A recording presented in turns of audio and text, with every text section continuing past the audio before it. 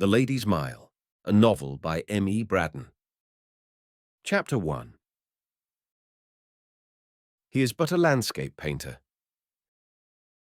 It was high tide, spring tide, if you will, at 6:30 on a warm June evening, not the commonplace ebb and flow of a vulgar river, but the mighty tide of fashion's wonderful sea, surging westward under the dusty elms and lindens of the Lady's Mile. If you had driven round this very park between 4 and 5 on this very afternoon, you would have been gratified by the sight of some half-dozen nursemaids with their straggling charges, an occasional girl and perambulator, a picturesque lifeguardsman here and there making a little spot of crimson amongst the wavering shadows of the trees, a few hulking idlers in corduroy and bluchers, and a tipsy female sleeping on the grass. Now the excited policemen have enough to do to keep the 4 ranks of carriages in line and to rescue foot passengers from the pawing hoofs of 300 guinea steeds. The walk under the trees is as crowded as the enclosure at Ascot, and the iron chairs are as fully occupied as the seats in a fashionable chapel. The pouncing proprietor, with the leathern pouch at his side, has hard work to collect his rents, so rapidly do his customers come and go, and is distracted by vague fears of levanting tenants and bad debts. On all the length of the rails between Hyde Park Corner and the Serpentine there is scarcely room for one lounger more, for the rule of fashion is so subtle a bondage that it has compelled millions of people who never in all their lives have spoken to one another to wear the same order of garments and talk the same slang and ride in the same kind of carriages and eat the same class of dinners and congregate in the same places at the same hour, year after year and century after century, from the earliest dawn of civilization until today. The uninitiated lawyer's clerk from Holloway, lounging in the same attitude and wearing the same pearl-grey gloves and the same pattern of whisker as the initiated young patrician from the crack West End clubs, may wonder whether the occupants of the splendid equipages rolling slowly by him are there by right divine of noble birth and lofty position, or by virtue of that golden open sesame, that wonderful passe-partout, which success bestows so often on the struggling plebeian. The uninitiated from Holloway sees that there is not so much interchange of becks and nods, so friendly greetings, as might be expected if those elegant barouches and useful landaus, those dashing mail phaetons and dainty little broughams, belonged only to the privileged classes whose highest privilege is the honour of being known to one another. Perceiving this, the uninitiated perceives also, with astonished aspect, certain inhabitants of the Eastern Hemisphere, known to himself in their form of money grub, but transformed here into butterflies of fashion and driving mail phaetons. Advertising agents, money-lending lawyers, professional betting men, dashing brewers, popular distillers, pass before him side by side with dukes and duchesses, and only to be distinguished therefrom by an impalpable something which has no name. The uninitiated, growing melancholy, begins to think that it is a hard thing not to have high-stepping horses and a mail phaeton, and turns sadly from so much splendour to wend his way northwards, while high-born elbows close in upon the half-yard of railing which he leaves vacant. There are few places more calculated to inspire discontent than this Lady's Mile. Pale envy stalks to and fro under the sheltering trees. Greed of gain lurks invisible behind the iron chairs. Disappointed ambition waits at the corner, ready to whisper in the poor man's ear, "Time was when you thought it such an easy thing to win a place amongst those favourites of fortune. Time was when you thought to see your wife sitting behind high-stepping horses and your boy trotting his pony in the Row. Go home, poor drudge, with your blue bag on your shoulder, and look at the slatternly drab leaning over the washtub, and the shabby whelp gambling for marbles in the gutter. Compare the picture of the present with the vision you once made for yourself of the future, and then be an agreeable husband and an indulgent father, and enjoy your domestic happiness and your penny newspaper if you can. We are a wealthy nation, the political economist tells the poor man, and our superfluous wealth must find employment somehow or other. Hence the crush of high-stepping horses, the crowd of 300 guinea barouches, the flutter of costly garments rustling in the summer air, the glitter and splendor which pervades every object, until it seems almost as if the superfluous gold were melted into the atmosphere, and all the female population were so many Miss Kilmanseggs. The lounger on the rails may for the moment find it almost difficult to believe that hungry women and gaunt, haggard-looking men can have any place in the world of which this dazzling region is a part, but he need only look backward, under the shadow of the trees, to see poverty and crime prowling side by side in their rags. Yet at the worst, the dazzle and the glitter are good for trade, and it is better that the tide of wealth should be rolling to and fro along the Ladies' Mile than locked in a miser's coffers or given in alms to professional beggars at a church door.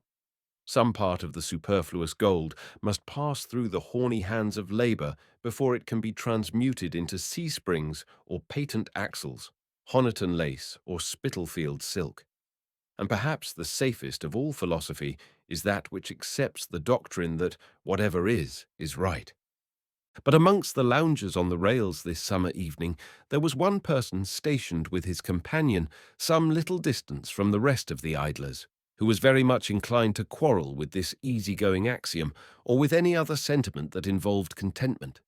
The eyes with which Philip Foley contemplated the world were young and rather handsome eyes, but they saw everything in a jaundiced light just now. He was a painter, self-contained and ambitious as a disciple of art should be, but he had not yet learnt the sublime patience of the faithful disciple, and he was angry with Fortune because she hid her face, forgetful that if she is a churlish mother, she can also be an overindulgent one, and sometimes destroys her fairest favourites by smiling upon them too soon. Philip Foley was in love, and the girl he loved was the most capricious little enchantress who ever studied the prettiest method of breaking her adorers' hearts.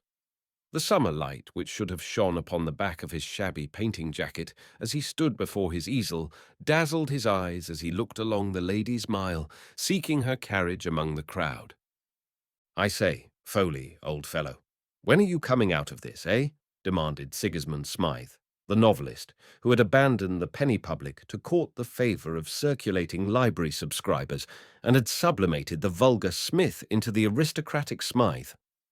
Mr. Smythe, the author, and Mr. Foley, the painter, were sworn friends, and the placid Sigismund was recreating himself after a day's hard labour on the testimony of his latest hero, written in the hulks.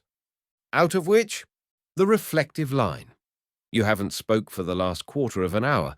That's a pretty girl with the strawberry ice-coloured parasol. I say, though, old fellow, you don't suppose I've written 24 3-volume novels without knowing something of the human mind when contemplated in relation to the tender passion. I know all about it, you know, and it's not the least use your abandoning yourself to melancholy meditation on that subject. She's all your fancy painted her, and so on, etc., I allow, but she's the coldest-hearted and most mercenary little scoundrel in creation, and she never can be yours. Put a clean sponge over the tablet of your brain, dear boy, and turn your attention to somebody else." "What new imbecility has afflicted your feeble intellect?" asked the painter indignantly. "I don't know what you're talking of." "Oh yes, you do, dear boy, and it's the same thing that you are thinking of, and its name amongst the vulgar is Florence Crawford, but it is better known in polite society as Flo." The young painter gave a sardonic laugh. "I should be a fool to trouble my head about her," he said contemptuously. "So you would be a fool, old fellow, and so you are a fool, for you do trouble yourself about her. You've been on the watch for her carriage for the last half-hour, and she has not gone by, for instead of tormenting creation at large by driving here, I dare say she's torturing mankind in particular by stopping at home. Don't be an idiot, Phil, but come to Greenwich and have some dinner." "No," cried Philip. "I will stop here till she passes me by, with her insolent little affectation of not seeing me, and all the pretty tricks that constitute her fascination. You think me a fool, Sigismund, but you can never think so poorly of me as I think of myself when I find myself here day after day, while the very light I want is shining into my wretched painting room at Highbury. Do you remember what Catullus says? Odi et amo, quare id faciam, fortasse requiris, nescio, sed fieri sentio, et excrucior. Do you know that it is quite possible to love and hate the same person at the same moment? I love Florence Crawford because she is Florence Crawford. I hate her for the fatal bondage in which she holds me. I hate her for her evil influence upon my career.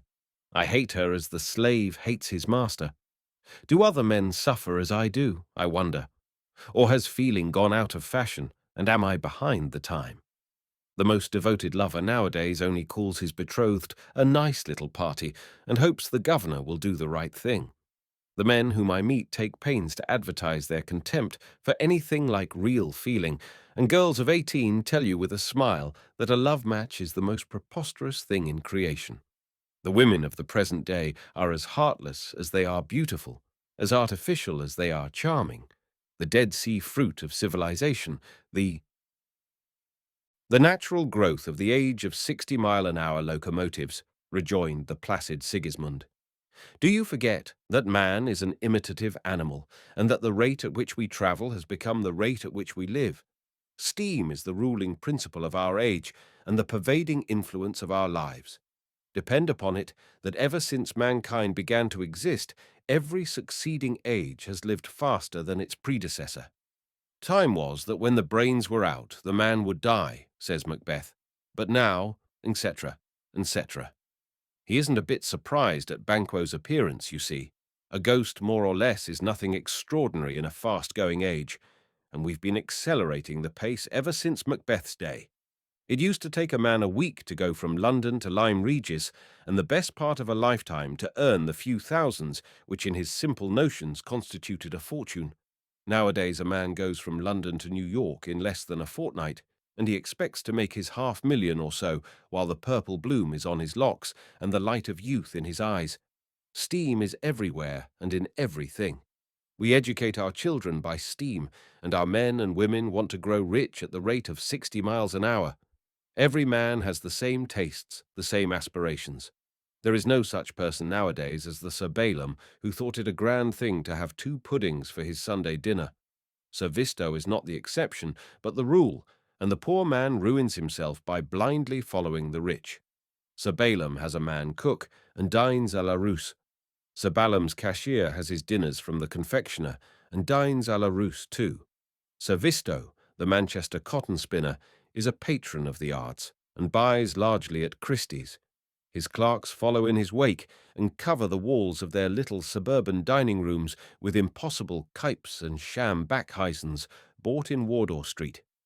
Before we die, we may see Sir Balaam and Sir Visto in the Gazette with all their followers at their heels.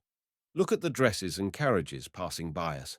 I know most of the people more or less, and I can see the wives and daughters of hard-working professional men vying with the peerage and the autocracy of the money market. Don't rail against the women, my dear Philip. The women are what the men make them. You must have Louis before you can have Elle. Aspasia is impossible without Pericles. You could never have had a Cleopatra unless you had first your Caesar or your Marion de Lorme without Cinq-Mars. The lives of the women of the present day are like this drive which they call the Ladies' Mile. They go as far as they can and then go back again. See how mechanically the horses wheel when they reach the prescribed turning point. If they went any farther, I suppose they would be lost in some impenetrable forest depth in Kensington Gardens. In the drive, the rule has no exception, because, you see, the barrier that divides the park from the gardens is a palpable iron railing which the stoutest hunter might refuse. But on the highway of life, the boundary line is not so clearly defined. There are women who lose themselves in some unknown region beyond the Ladies' Mile, and whom we never hear of more. Ah, friend Philip, let us pity those benighted wanderers whose dismal stories are to be found amongst the chronicles of the divorce court, whose tarnished names are only whispered by scandal-loving dowagers between the acts of an opera or in the pauses of a rubber. On this side, the barrier they pass seems so slight a one, a hedge of thorns that are half hidden by the gaudy tropical flowers that hang about them, a few scratches, and the boundary is passed. But when the desperate wanderer pauses for a moment on the other side to look backward, behold, the thorny hedgerow is transformed into a wall of brass that rises to the very skies and shuts out earth and heaven. It was not often that Mr. Smythe indulged in any such rhapsody as this in ordinary society, but Philip Foley and the novelist were sworn friends and brothers, united by that pleasant bondage of sympathy, which is a better brotherhood than the commoner bond of kindred. Sigismund had brothers and sisters in Midlandshire, but there was not one of them who could be as much to him as Philip the painter. It is doubtful whether Mr. Foley had heard much of his friend's oration. He had been leaning on the rails in a moody attitude, watching the carriages go by. And now, when he spoke, it seemed as if he were replying to some question that had been brooding in his own mind, rather than to the observations of his friend. "Do you think I don't know Florence Crawford?" he said, "and know that she is no wife for me, if she would have me, and she would as soon think of marrying me as the carver and gilder who makes her father's frames? Indeed, I dare say she'd rather marry the frame-maker, for he earns more money than I do, and could give her finer dresses. She has told me 100 times that she will marry for money, that when she leaves her father's house, a bride with innocent bridal flowers upon her brow, she will bid farewell to her home on the same principle as that on which her housemaid leaves her, to better herself. Think of her in my carpetless painting room at Highbury, looking up from her work to watch me at my easel, and beguiling me with hopeful speeches when I am depressed. One reads of that sort of wife in a novel. But can you find me such a one nowadays, Sigismund? The women of the present day live only to look beautiful and to be admired. They are pitiless goddesses, at whose shrines men sacrifice the best gifts of their souls. When I look at the splendor of these carriages, the glory of the butterfly creatures who ride in them, I think how many plodding wretches are toiling in temple chambers, or lecturing in the theatres of hospitals, or pacing to and fro on the dusty floor of the stock exchange, racked by the thought of hazardous time bargains, in order that these frivolous divinities may have gorgeous raiment and high-stepping horses, and plant the arrows of envious rage in one another's tender bosoms. I think they learn the love of splendor in their cradles. They are proud of their lace frocks and gaudy sashes before they can speak. Their dolls are duchesses, or, what is worse, as Hippolyte Rigaud has said, poupées aux camélias. And then they grow up, and some fine day a poor man falls in love with one of them, and finds that it would have been infinitely wiser to have dashed out his brains against a stone wall than to have been beguiled by the mad hope that a penniless lover's devotion could have any value in their sight. Wait till you have made a name, Phil, and can afford as grand a place as the Fountains, and then see if Miss Crawford won't be civil to you. Come, we may as well slope, old fellow. It's nearly 7 o'clock.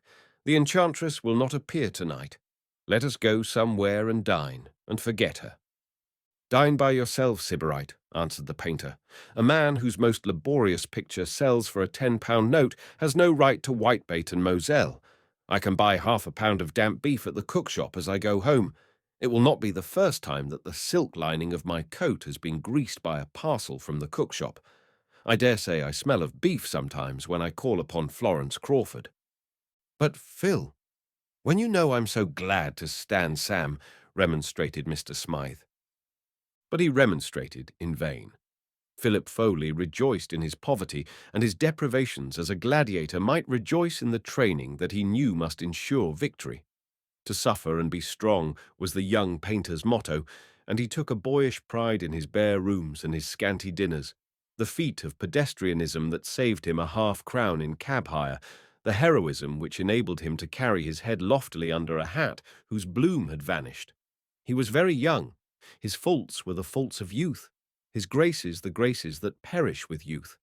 He had all the insolent confidence in his own judgment and the contempt for other people, which seems the peculiar attribute of 25. He would point you out the feeble drawing in a fresco by Michelangelo, or the false lights in a Rembrandt, with an utter unconsciousness that he was making a fool of himself. Hot-headed, generous-hearted, impulsive, undisciplined, candid, and true, Philip Foley was the incarnation of ambitious youth before the fiery steel has been thrice refined in the furnace of disappointment. He had only just begun the great battle, and as yet he saw in failure the evidence of the popular error, and not of his own weakness. The vision of his own future shone before him, only a little distant, and with no hindering clouds between. He was ready to paraphrase Caesar's dispatch and cry aloud to all the world, "I am coming. I shall see. I shall conquer." The painter did not turn his head to bid his friend Sigismund adieu. He was looking along the line of carriages for that one equipage, to behold which was so thrilling a pleasure that it was worth his while to waste half a day for the chance of obtaining it. The fairy chariot came by at last, with the fairy in it, and all the mortal coaches melted into air. The fairy was a pretty, coquettish-looking girl, who seemed scarcely 18 years of age, and whose dark grey eyes and black eyelashes were rendered doubly enchanting by the piquancy of their contrast with her rippling golden hair. The fair one with the golden locks has become quite a common young person in these days of cunning hair washes and Circassian waters, but Florence Crawford's waving tresses had been tinted only by the hand of nature, and she was by no means proud of their sunny hue. She would have preferred to be a heavy-browed person of the masculine order, with blue-black hair and an aquiline nose, instead of that dear little insolent retroussé which seemed perpetually asking questions of all humanity. Yes, Miss Crawford's nose was decidedly retroussé, but it as little resembled the vulgar snub, or the lumpy pug, or the uncompromising turn-up as a pearl resembles a lump of chalk. It was the dearest and most delicate little nose that ever inhaled the odours of a costly bouquet in a box on the Grand Tier, or buried itself between the flossy ears of a Maltese terrier. It was an aristocratic nose, and could be as imperiously disdainful as the stateliest Roman, but whatever it was, its delicate outline was engraved on Philip Foley's heart too deeply for his worldly welfare or his bosom's peace. She was as far away from him as the young June moon that glimmered pale in the daylight above the Ladies' Mile. And yet she was only a painter's daughter. But then there was all the distance that divides the topmost pinnacle of fame's mighty mountain from the lowest depths of obscurity, between William Crawford, R.A., of the Fountains, Kensington, and Philip Foley, of Adelgeisa Crescent, Highbury. That he was clever, everybody who knew anything about the art he loved was ready to acknowledge. That he had something in him that was of a grander and sterner stuff than cleverness, Philip Foley himself knew very well. If he had been only clever, success would have been a much easier thing for him, and he knew this too. Owen Meredith has very nobly said that genius does what it must, and talent does what it can, and Philip Foley obeyed the ungovernable impulse within him, and flung gloom and darkness and meteoric skies and raging seas and all manner of titanic grandeur upon his canvases, when he should have been painting inevitable rustic maidens in scarlet cloaks, trotting meekly across the wooden bridges that span placid mill-streams, or fishermen's white-sailed craft bobbing up and down upon bright blue and opal seas. If it had not been for the patronage of 2 or 3 North Country magnates, whose boyhood had been spent on the bleak shores of the German Ocean, and who bought Philip's rugged cliffs and darksome seas for love of their own vanished youth, the young painter would have found life's battle a sore and difficult fight. But with a little income of his own, the grace of these rich patrons, and the help of considerable employment from Mr. Crawford, for whom he sometimes painted backgrounds, Philip Foley was rich enough to have leisure to declaim about his poverty. And your real poverty has no time for declamation. He was rich enough to live without care, to entertain his friends with unlimited bitter beer from the nearest tavern, and to keep an unfailing supply of mild tobacco in the French china jar that adorned his mantelpiece.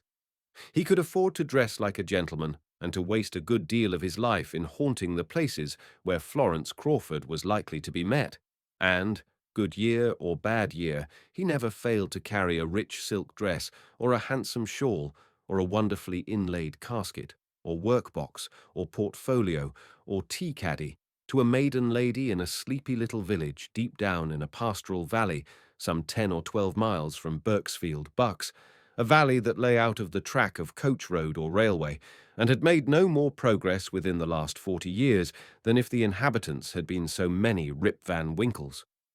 The maiden lady was Philip Foley's aunt, and the only near relation he possessed. That she loved him to distraction was the most natural thing in the world, for she was a gentle and loving creature, and for the last 25 years of her life had concentrated her affection upon the orphan boy who had come from India, a frail nursling, to be committed to her charge by his sickly father, who went back to Bengal to die, within the year of his return, on a dismal march through a cholera-haunted district. Whence the child derived his love of art, no one knew. His father had been an ensign in the company's service. His mother, a frivolous young person, with £1,300 in Indian stock, a tendency to consumption, and not two ideas of her own. But the divine afflatus that gives life to the nostrils of painters and poets is no hereditary possession to be handed from father to son, like so many acres of common earth or so much money in consols. From the hour in which Philip Foley's baby fingers first tightened round a pencil, he was an artist. He drew houses and apple trees and straggling reptiles, which he meant for horses, before he could speak. And then, when he was old enough to buy his first colour box, he went out into the woods and fields, like Constable, and alone, amongst the beautiful mysteries of nature, his soul and mind expanded, unfettered and untaught. The time came, as it almost always does come, sooner or later, in the lives of gifted creatures, when the appreciative stranger came across the boy's pathway. An elderly gentleman came suddenly upon young Philip one day, as he sat on a fallen tree in a clearing, painting the glade that stretched before him, darkly mysterious in its sombre shadows. The elderly gentleman asked the boy more questions than he had ever been asked consecutively in his life before, and as it generally happens to a lad who is tolerably well connected, it happened in this case. The elderly gentleman had known a member of Philip's family, and was inclined to be interested in him on that account. But a great deal more so on account of those purple shadows, said the stranger pleasantly.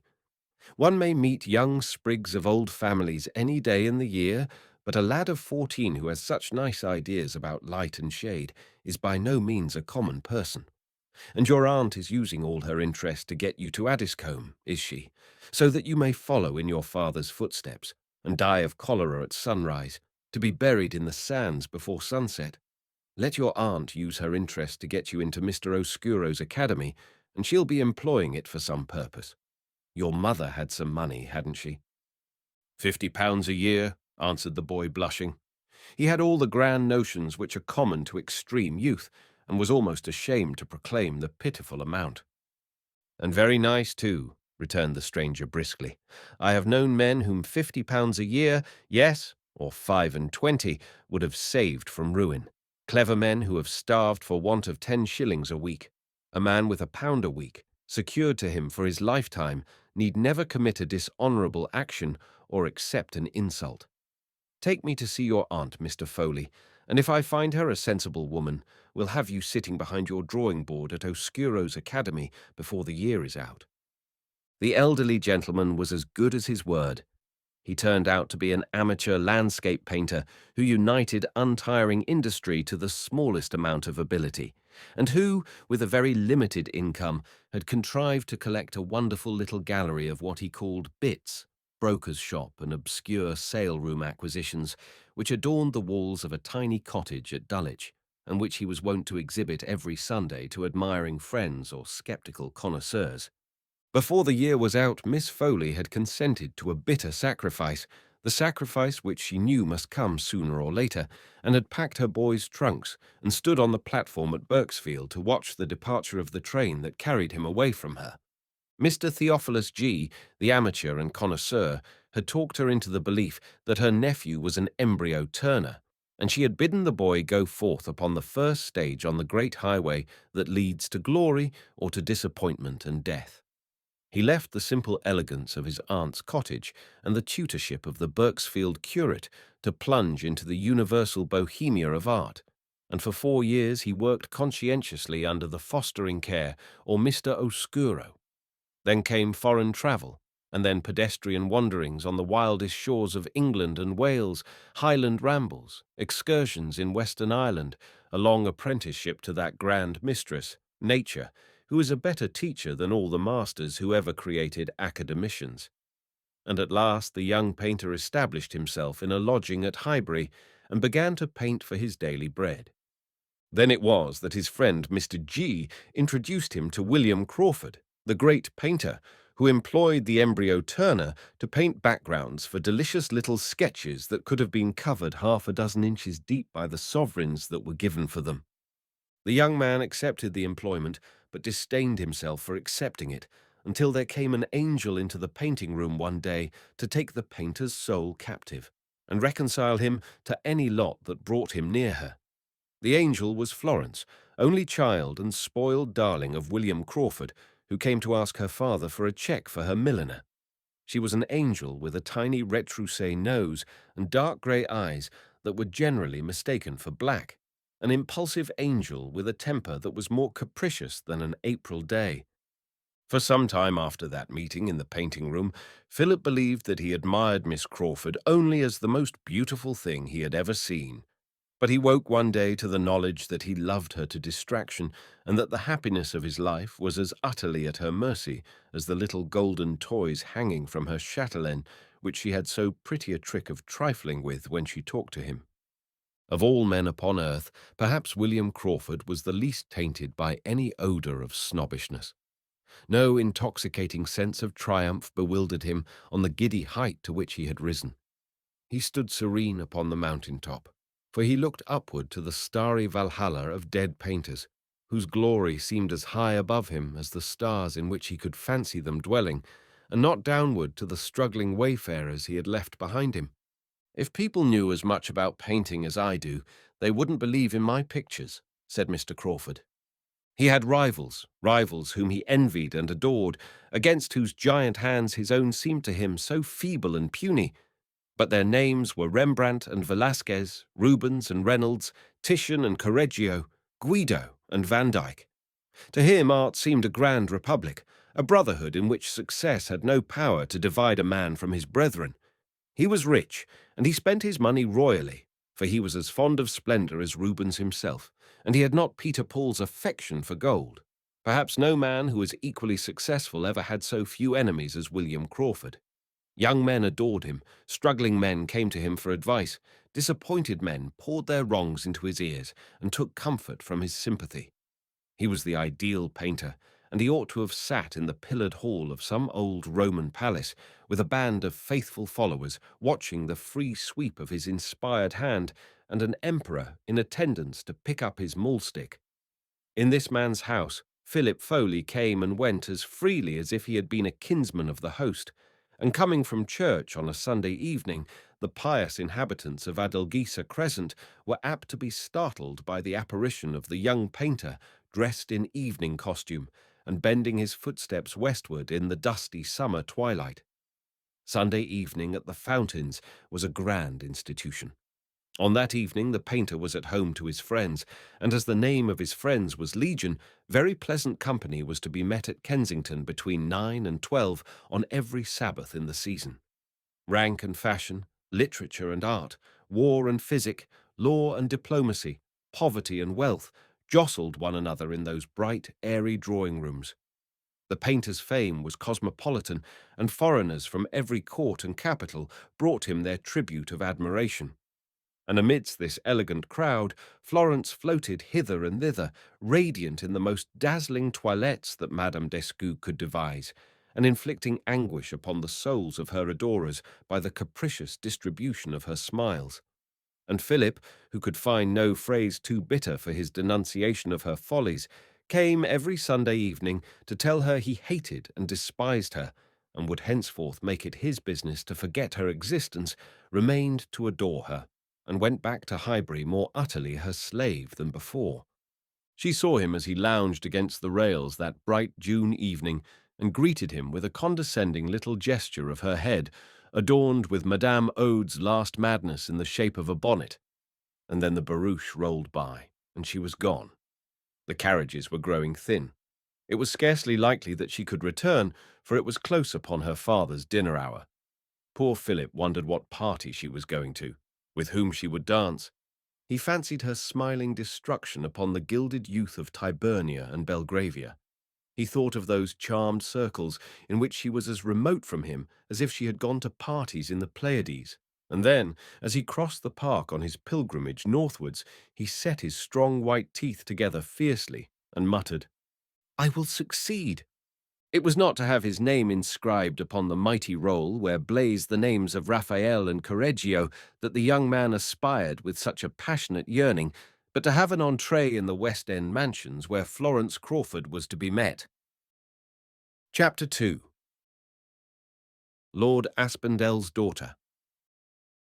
When the brilliant stream of carriages had poured out of Apsley Gate, when the Serpentine blushed redly in the low western sunlight, when the fashionable world had gone homeward in barouches and landaus, britskas and phaetons, to dash through the dusky park 2 hours hence in tiny miniature broughams with lamps that flash like meteors through the night, when a solemn twilight calm had come down upon the dusky greensward and the tinkling of a sheep bell made a rustic sound in the stillness, when a town-bred grey might have sat beside the placid water meditating an elegy in a West End park, a lumbering old chariot was very often to be seen creeping up and down the Ladies' Mile.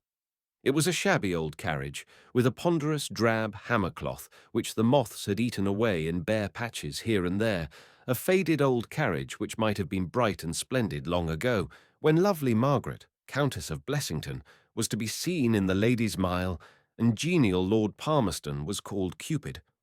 But now, in the still gloaming, this dismal equipage might have been mistaken for some phantom chariot haunting the scene of departed glories. The pale face looking out at the window would have assisted the delusion, so lifeless was its changeless calm, a beautiful, melancholy, patrician face. You might have fancied you beheld the unreal image of a forgotten belle, a ghost of beauty gliding in her shadowy chariot beneath the spreading branches which had looked down upon her triumphs years and years ago.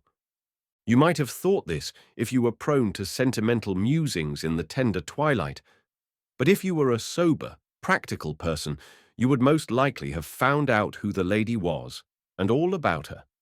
She was Lady Cecil Chudleigh, orphan daughter of Lord Aspendell, and she was the unpaid companion, the unrecompensed dependent upon the elderly dowager to whom the phantom chariot belonged, and who sat far back in the vehicle, while her beautiful niece looked sadly out upon the rosy bosom of the Serpentine. In all the world, Lady Cecil had no other friend or protector than the dowager, who was the widow of an Anglo-Indian general and only surviving sister of the dead Countess of Aspendell.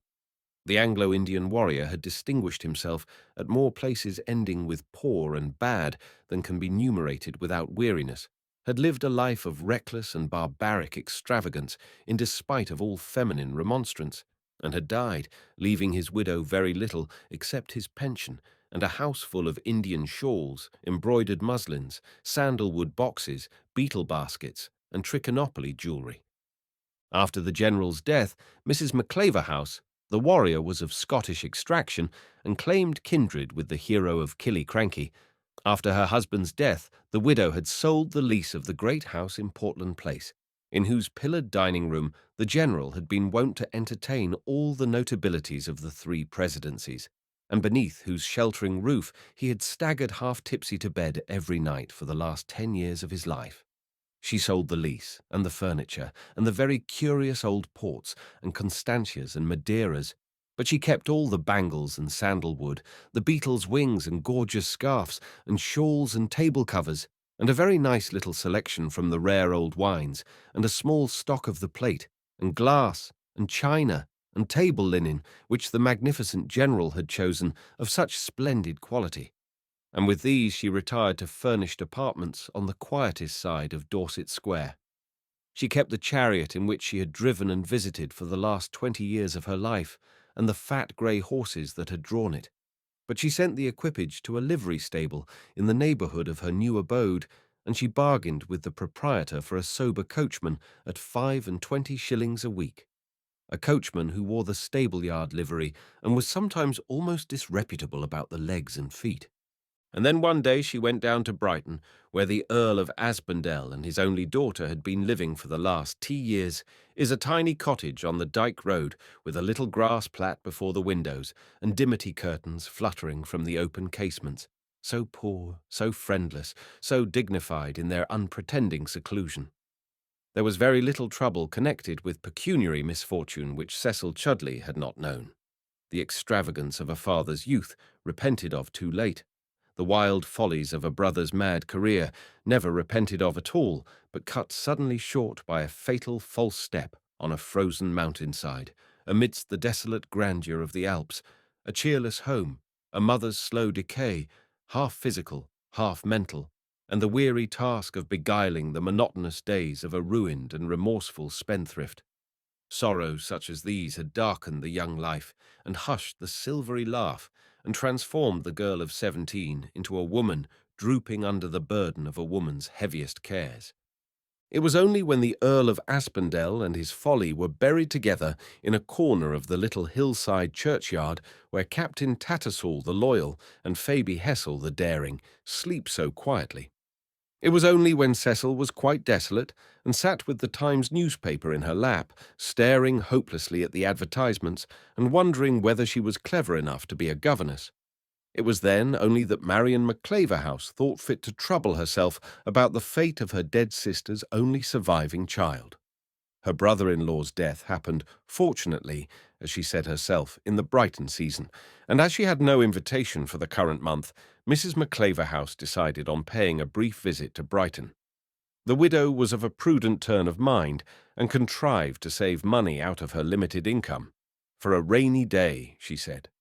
She had been saving odd pounds and shillings and sixpences for this anticipated wet weather ever since her marriage, and as yet Jupiter Pluvius had been pitiful and had restrained his fury.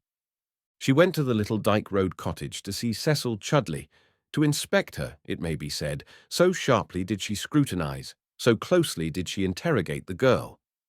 But Lady Cecil's mind was too candid to shrink from questioning, and she thought her aunt most nobly generous when that lady proposed to adopt her henceforward as companion, reader, amanuensis, and prop and comfort to her declining years. Lady Cecil certainly did not happen to know that the widow had been for some time on the lookout for a suitable person as companion and drudge, and had only failed to suit herself because, in her own words, the impertinent creatures wanted such preposterous salaries, and asked if I allowed port at luncheon, as their physicians had ordered it. Their physicians, indeed, a dispensary surgeon or the parish apothecary, I should think, cried the widow impatiently, for she was an energetic and plain-speaking person who was always proclaiming her want of common patience with the failings and follies of her fellow creatures. Lady Cecil went home with the dowager and ministered very patiently to her wants and pleasures, and read the newspapers to her, and beat down the tradespeople, and disputed about stray entries of mutton shops and half-pounds of tea that had or had not been supplied, and counted the glass, and was responsible for the spoons, and trembled when the widow's own parlour-maid chipped a morsel out of one of the general's tumblers. For was it not her duty to see that neither glass nor china was broken, and that the silver entree dishes, salvers, butterboats, and tea-trays were rubbed with the hand only, and not scratched and smudged with a greasy, gritty leather? Cecil's own pretty pink palms helped to clean the dowager's plate sometimes when there was a festival in Dorset Square.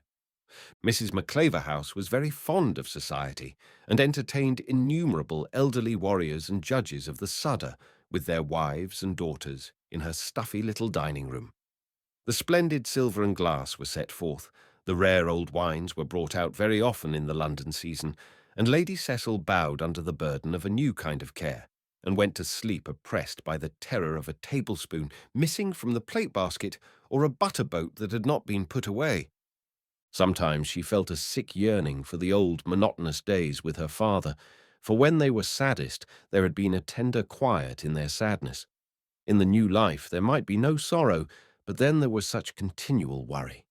The burdens laid upon her were very small ones, but then there were so many of them, and every day it seemed as if the last straw would be added to the heap, and she must sink down in the dust and die. The dowager was not unkind to her niece, for she was too much a woman of the world not to know when she had a good servant, and to rejoice in the fact that she possessed that treasure at the cheapest possible rate. She was not unkind, but she was pitiless. She called Cecil my dear, and bought her pretty dresses that were to be had cheap after stock-taking at the West End haberdashers. Dainty gauzes with the bloom off them, and muslins with soiled edges. She gave her good food and persuaded her to take half glasses of tawny port, which the girl, in her secret soul, thought more nasty than physic. But if Lady Cecil had been dying, Mrs. Maclaverhouse would have come to her deathbed to demand the inventory of the china, and to ask if it were 6 or 8 shell and thread pattern salt spoons that had been entrusted to the parlour-maid for the last dinner party. For 3 years Lady Cecil had lived on the dullest side of Dorset Square, and counted the glasses and spoons, and battled with the Marylebone tradesmen, and ridden in the phantom chariot. In all those 3 years there had been only one break in the drudgery of her life, only one glimpse of sunshine, but then it was such a dazzling burst of light, such a revelation of paradise. Ah, let my pen fall lightly on the paper as I write the story of that tender dream. It was the habit of Mrs. Maclaverhouse to spend as much of her time in visiting as was thoroughly agreeable to her acquaintance. She liked visiting because it was pleasant and cheap, but she was too wise a woman to wear out her welcome, and no one had ever uttered the obnoxious word sponge in conjunction with her name. She was lively and agreeable, rather vulgar perhaps, but then genteel people are permitted to be vulgar, clever, well-dressed, of high family, and acknowledged position, and she gave cosy little dinners in the season. So there were many houses in which she and her niece were favourite guests in the cheery winter days, when an old country house is such a paradise. Poor Cecil found herself sometimes looking anxiously after other people's spoons and forks in these pleasant holiday times, or taking a mental photograph of a cold sirloin or a raised pie as it was removed from the breakfast table. For one of her home duties was to register the appearances of joints and poultry before they descended into the territory of the landlady, who might or might not be honest. Mrs. Maclaverhouse made a point of never quite believing in people's honesty. "Don't tell me that I have known them for years, and never known them rob me," exclaimed the widow. "They may have robbed me without my knowing it, or they may not have robbed me because I never gave them the opportunity, and they may begin to rob me tomorrow if they get the chance. Look at the Bishop of Northlandshire's butler, who had lived with him 13 years, and ran away with £500 worth of plate in the 14th. Look at Sir Harry Hinchliffe's valet, who was such a faithful creature that his master left him an annuity of 200 a year, which he would have enjoyed very much, no doubt, if he hadn't stripped the house while his benefactor's corpse was lying in it, and had not been transported for life in consequence. Don't talk to me about honesty, Cecil. If Mrs. Crewson is an honest woman, why do her eyes sparkle so when I order a large joint? And why are 2 quarts of bisque barely enough for 6? In the autumn, Mrs. Maclaverhouse generally retired to some marine retreat unfrequented by cockneys or fashionables, where lodgings were to be had on reasonable terms, and where she could recruit herself and her niece for the winter campaign. I really don't see why you shouldn't marry well, Cecil, though heaven knows what will become of the General's diamond-cut glass when you leave me, and I sometimes wonder how it is you haven't made a good match before now," said the widow. "I think it's that cold manner of yours that keeps the men off, and then you don't talk slang, as some of the women do nowadays.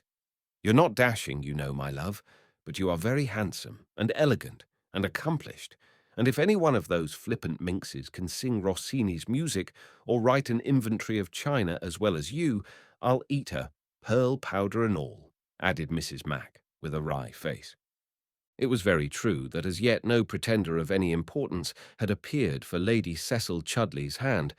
It might be that lovers were kept off by the cold reserve of her manners, the shrinking dislike to take any prominent part in society, which is apt to affect those whom poverty has always kept more or less at a disadvantage, or it might be in consequence of that panic in the matrimonial market of which we have heard so much in these latter days. The dowager had been quite sincere when she spoke of her niece's beauty. There were few handsomer faces to be seen in the Ladies' Mile than that which looked wistfully out of the phantom chariot. It was a pale face, pale with no muddled, sickly whiteness, or bilious yellow, but that beautiful pallor which is so rare a charm, a pensive patrician face with a slender aquiline nose and dark hazel eyes. People liked to see Lady Cecil in their rooms, even when she wore her plainest white muslin and kept herself most persistently in a shadowy corner, so unmistakable were her rank and breeding. Young men who complained that she had so little to say for herself and lamented the absence of a mysterious quality called go in her manners, confessed that her profile was more beautiful than the finest cameo in the Louvre and her style unexceptionable. "If polygamy were admissible, I'd marry Lady Cecil tomorrow," remarked a gentleman of the genus swell. "She is the woman of women to sit at the head of a fellow's table and do him credit in society. But if I were going home half seas over after a four-in-hand club dinner at Richmond, I'd as soon have Lady Macbeth sitting up for me as Lord Aspindel's daughter. Not that she'd be coarse or low, like the Scotch women, you know. Not a bit of it. She'd receive me with a stately curtsy and freeze me to death with her classic profile. Egad, when you come to think of it, you know, old fellow, there must be a hitch somewhere in the matrimonial law. Society doesn't confine a man to one horse. Society doesn't compel him to ride his park hack across country or harness his racing stud to his drag. And yet, society limits an unhappy beast to one wife. And if he marries a nice little indulgent creature who won't look black at him when he goes home late or smokes in the dining room, the odds are that she'll freeze his marrow by dropping her H's and talking of her pa, who was something in the soap-boiling way, at an archbishop's state dinner.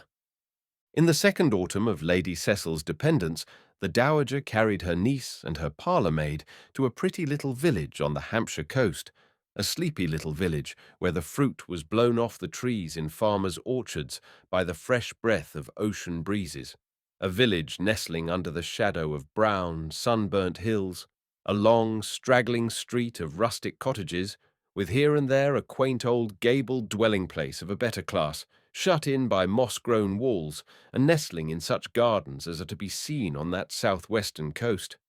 Very few Cockney visitors ever invaded the drowsy hamlet of Fortinbras, where the watering-place habitué would have looked in vain for the cliffs or the jetty, the brazen band and the buff slippers, the Ethiopian serenaders and the wheel of fortune, so dear to his Cockney soul.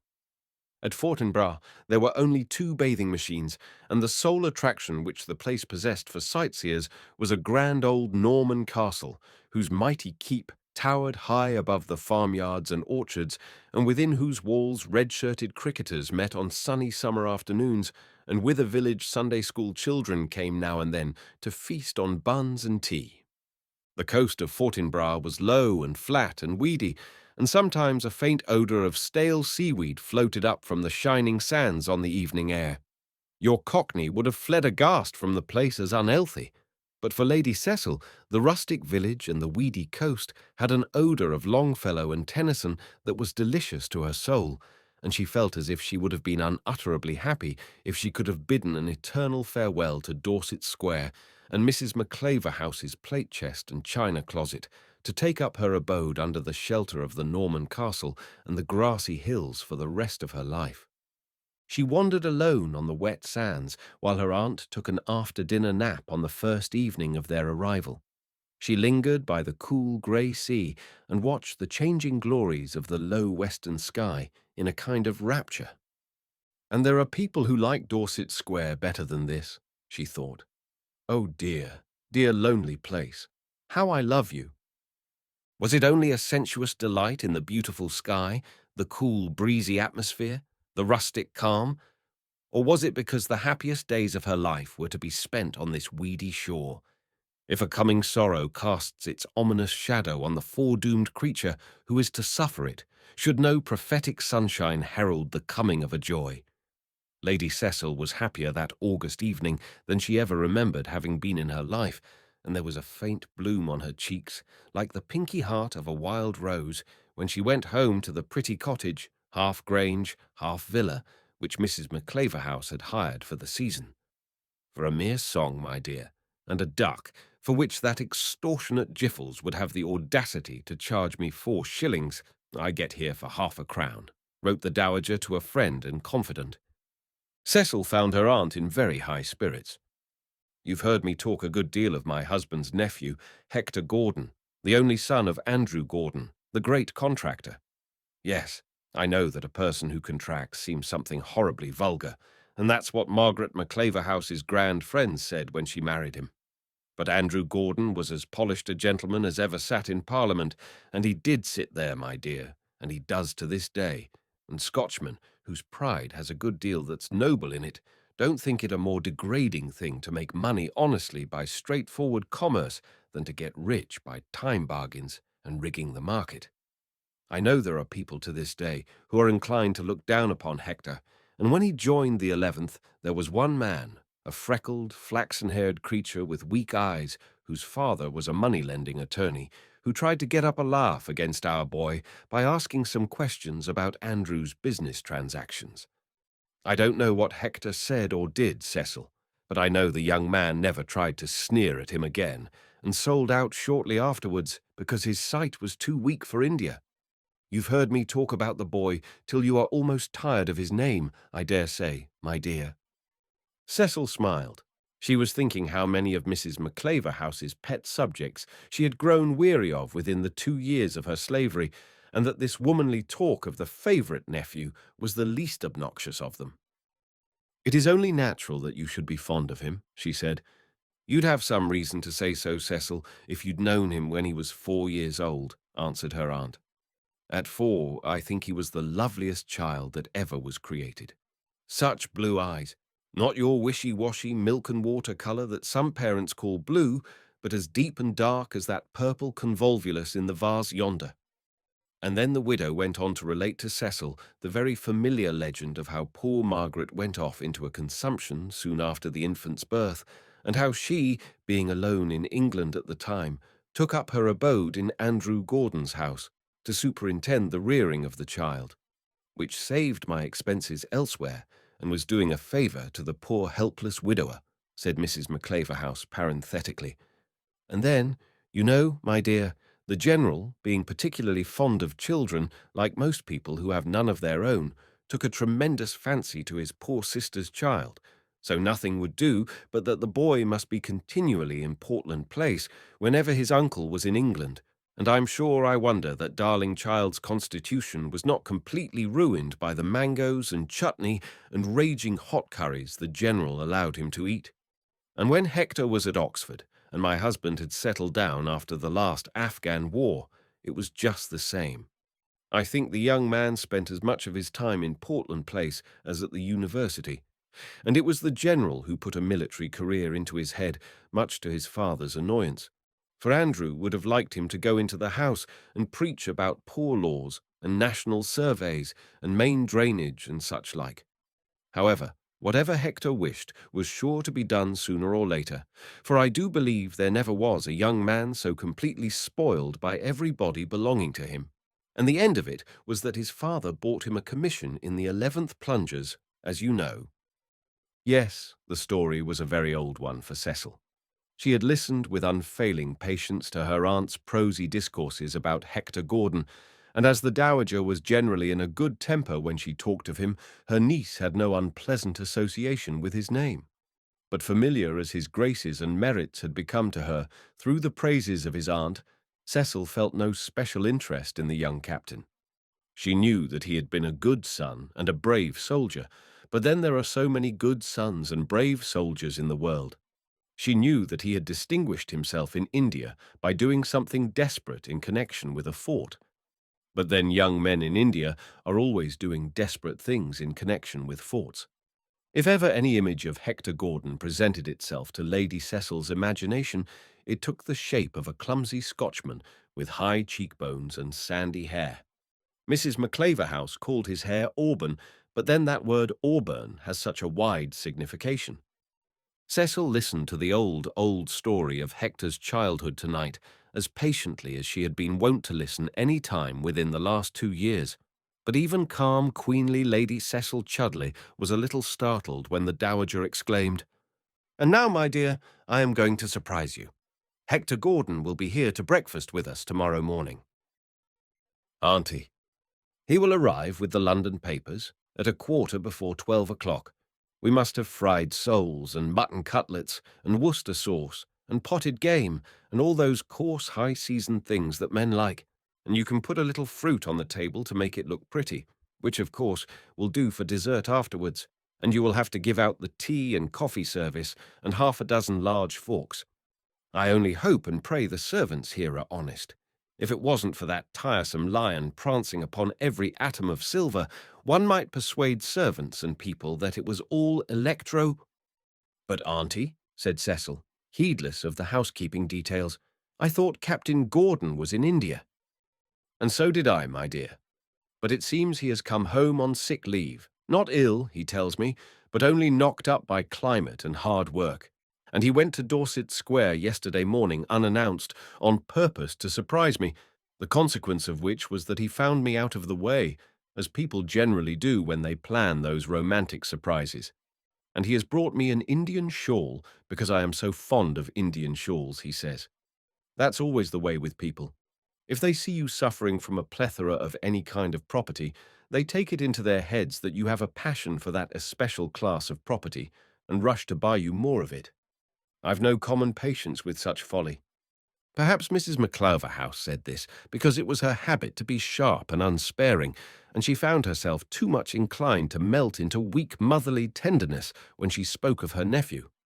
Now, the hero of all the old nursery and schoolboy stories was so near at hand, Cecil Chudley began to think of him a little more seriously than ever she had done before. He was weak and ill, no doubt, his aunt said, in spite of his assurances to the contrary, and in that case he must be kept in the sleepy Hampshire village and nursed till he was strong again. And you must help to nurse him, Cecil, said the widow, and if by any chance he should happen to fall in love with you, be sure you remember that he's a better match than 1 out of 50 of the young men you meet in London, and heaven knows they are scarce enough nowadays.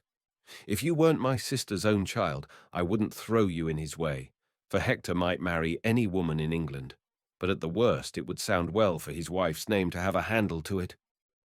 Lady Cecil's face was dyed with a hot, indignant blush. I am not the sort of person to be fascinated by Captain Gordon's money, Aunt McClaverhouse, she said. Perhaps not, answered the old lady coolly, but you may fall in love with him. Cecil was too angry to answer. That the dowager should talk coolly of Hector Gordon, the contractor's son, as a great catch for the descendant of Aspendels and Chudleys, who had helped to vanquish his countrymen at Flodden, stung the Earl's daughter to the very heart. She had so little but her grand old lineage left her that it was scarcely strange she should be proud of it. There came a time, not many weeks after this August evening, when she looked back, thought what a delicious thing it must have been to have her name coupled with his, and to be ignorant that there was any wrong in the association. But tonight she was wounded and indignant, and though she went out into the kitchen premises by and by to give orders about the cutlets and the soles and the potted meats for the plunger captain's breakfast, her heart was not in the duty, and she sent none of those little messages to the butcher which a woman would have done who loved the coming cutlet consumer. She thought how unpleasant it would be to have a clumsy Scottish invalid lying on the sofa in the cosy little drawing-room where she had hoped to read Tennyson and Owen Meredith all by herself in the warm, drowsy afternoons. And the time came, and so soon, when no sofa that Gillow could devise would have seemed soft enough for so dear a visitor. When every glimmer of sunshine or breath of summer air in that cosy drawing-room was watched and calculated as closely as if a valuable life had depended upon the adjustment of the Venetians or the opening and shutting of the French windows. Lady Cecil went out upon the seashore after an early cup of tea on the morning that was to witness Hector Gordon's arrival. She had arranged a pile of dewy plums nestling in their dark green leaves and a basket of hothouse grapes with her own hands, for she had the magical touch whereby some women can impart beauty to common things. She had surveyed the breakfast table and had given orders as to the moment at which the tea and coffee were to be made and the fish put into the frying pan, and she left a message for her aunt to the effect that she was gone for a long walk and would not be home to breakfast. It would be so much better, she fancied, to leave the widow and her nephew tête-à-tête on this first morning of the soldier's arrival.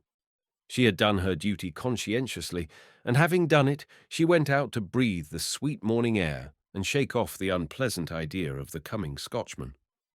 I have been tolerably comfortable with my aunt so far, she thought, in spite of the spoons and forks, but now I shall only interfere with her enjoyment of this dreadful Scotchman's society.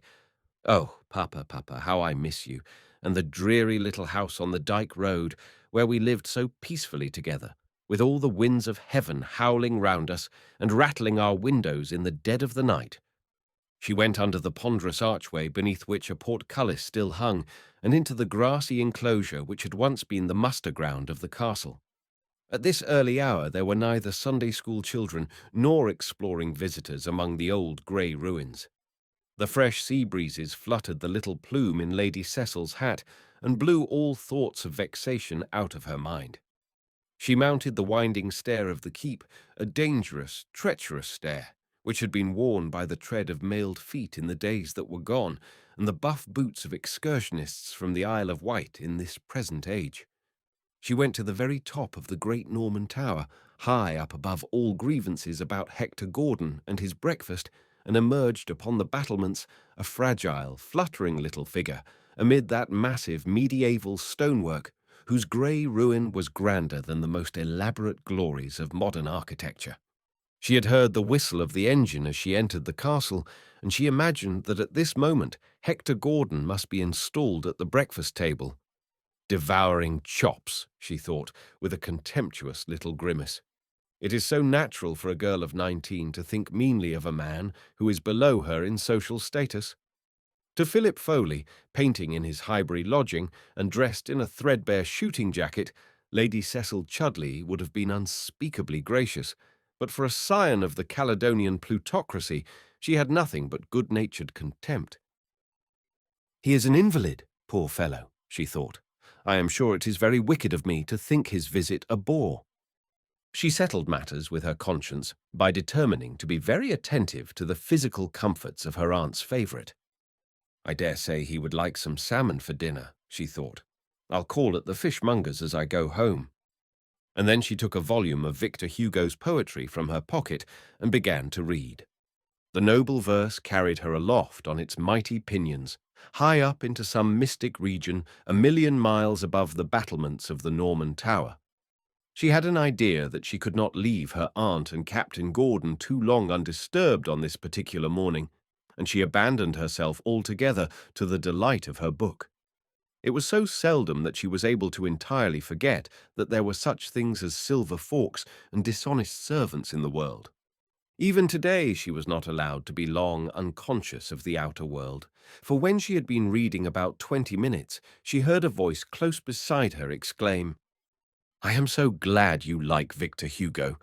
Pray forgive me for being so impertinent as to look over your shoulder, but I have been searching for you everywhere, and I am to take you home to breakfast, please. If you are Lady Cecil Chudleigh, and I am almost sure you are." She started to her feet and looked at the speaker. He was the handsomest man she had ever seen, tall and grand and fair, the very type of a classic hero, she fancied, as he stood before her on the battlements, with the winds lifting the short auburn curls from his bare forehead. He was no more like the traditional Scotchman than the Duke d'Aumale is like one of Gilray's Frenchmen. There was no more odour of the parvenu about him than about a Bayard or a Napier. In all her life she had never seen anyone like him. It was not because he was handsome that she was struck by his appearance, for she had generally hated handsome men as the most obnoxious of their species. It was because he was himself. For once in her life, Lord Aspindel's daughter, whose calm reserve was so near akin to hauteur, was fairly startled. "And are you really Captain Gordon?" she asked, amazed. "I am indeed, and that question tells me that I was right. And you are Lady Cecil, and we are, at least we ought to be, cousins, since dear Aunt Maclaverhouse stands in the same relation to both of us." Chapter 3. Hector. The trio in the little breakfast parlour in Seaview Cottage, Fortinbras, was perhaps one of the pleasantest parties that ever met at so simply furnished a board. The spirit of the immortal Clicquot, whose vintages have made his widow's name so celebrated, may have smiled contemptuously at such a breakfast table on which the strongest beverages were tea and coffee. The mighty chiefs of Philippes and the Maison Dorée would have held up their hands and shrugged their shoulders with amazement if told that these benighted insulars could really enjoy these coarse viands and feel no national craving for suicide or national tendency to spleen before the barbarous meal was concluded. And yet there are few cabinets, particularly as on the boulevards, whose gaudily papered walls have ever echoed to happier laughter than that of the young Indian hero, as he gave a serio-comic rendering of his adventures, warding off all praise of great and gallant deeds by the playful tone which made peril seem a joke and desperate valour the most commonplace quality of man. Mrs. Maclaverhouse would have been pleased to listen all day to the voice of that charmer of 6 feet 2, but her sharp matronly eye perceived presently that the stalwart plunger looked pale and worn, and was by no means unqualified for the sick list. So she sent Lady Cecil to the drawing-room to see to the arrangements of the Venetians, and then she led her boy to the sofa, which was not nearly long enough for him, and had to be eked out with chairs. The captain remonstrated energetically against this sybarite treatment, but his aunt was inflexible, and as he was very familiar with the strength of her will, he laid himself down at last as meekly as a child. "And you can read to us, Cecil," said Mrs. Maclaverhouse, producing her knitting needles and an uncompromising grey worsted sock, such as Robert Burns may have worn when his plough turned up the immortal daisy. The dowager knitted these worsted instruments of torture for a Dorcas society, which she honoured with her patronage and a very small annual subscription. "Come, Cecil," she said presently, when her niece came softly into the room after a mysterious visit to the cook. "Hector has been amusing us all the morning, and the least we can do is to amuse him this afternoon. Suppose you read him to sleep." If the Scottish warrior had been anything like the image she had made of him in her mind, Cecil Chudley would have been very much disposed to rebel against this command. But there are some people born to walk upon roses and to inhale the perfumed breath of incense, and Hector Gordon was one of them. His nurses had idolized him, his father had worshipped him, his uncle and aunt had spoiled him, his brother officers of the plungers loved him, and dressed after him, and talked after him, and thought after him, and with that feminine admiration, that subtle and delicious flattery, which is the most intoxicating of all earthly incense, Hector had been almost surfeited. He was very delightful. The freshness and brightness of an unsullied youth pervaded every tone of his voice, every thought in his mind, every ringing note of his genial laugh, so hearty without loudness, so exuberant without vulgarity. Perhaps his greatest charm lay in the fact that he was young and did not consider his youth a thing to be ashamed of. And there are so few young men nowadays. Much has been said about the irresistible witchery of a polished Irishman, the delightful vivacity of a well-born Frenchman. But has anyone ever sung the graces of a high-bred Scotchman? What words can fairly describe the nameless fascination which has a dash of the Irishman's insidious flattery, a spice of the Frenchman's brilliant vivacity, but which has a tender softness possessed by neither, a patrician grace not to be equalled by any other nationality in the world? In all the history of modern Europe, the two people who, by manner alone, have exercised the most powerful influence upon their contemporaries have been Mary, Queen of Scots, and her great-grandson, Charles Stuart. Of all the poets, who has ever so enthralled the hearts of women as George Gordon, Lord Byron, whose maternal lineage was Scotch? Of all lovely and fascinating women whose names will be remembered in the future, is there any fairer or lovelier than Eugénie Marie de Guzman, Countess of Tabor, Empress of the French, and scion of the Kirkpatricks of Closeburn? There are flowers that flourish in the sunshine, and flowers that thrive only in the shade, and as it is in the vegetable, so is it in the animal kingdom. There are men whom a perpetual atmosphere of adulation would have transformed into supercilious fops or selfish profligates. Hector Gordon made no such vile return for the tenderness which had been so freely lavished upon him. High-minded and generous-hearted, brave as a Leonidas or a Clyde, he was no bad example for the young men who formed themselves upon him.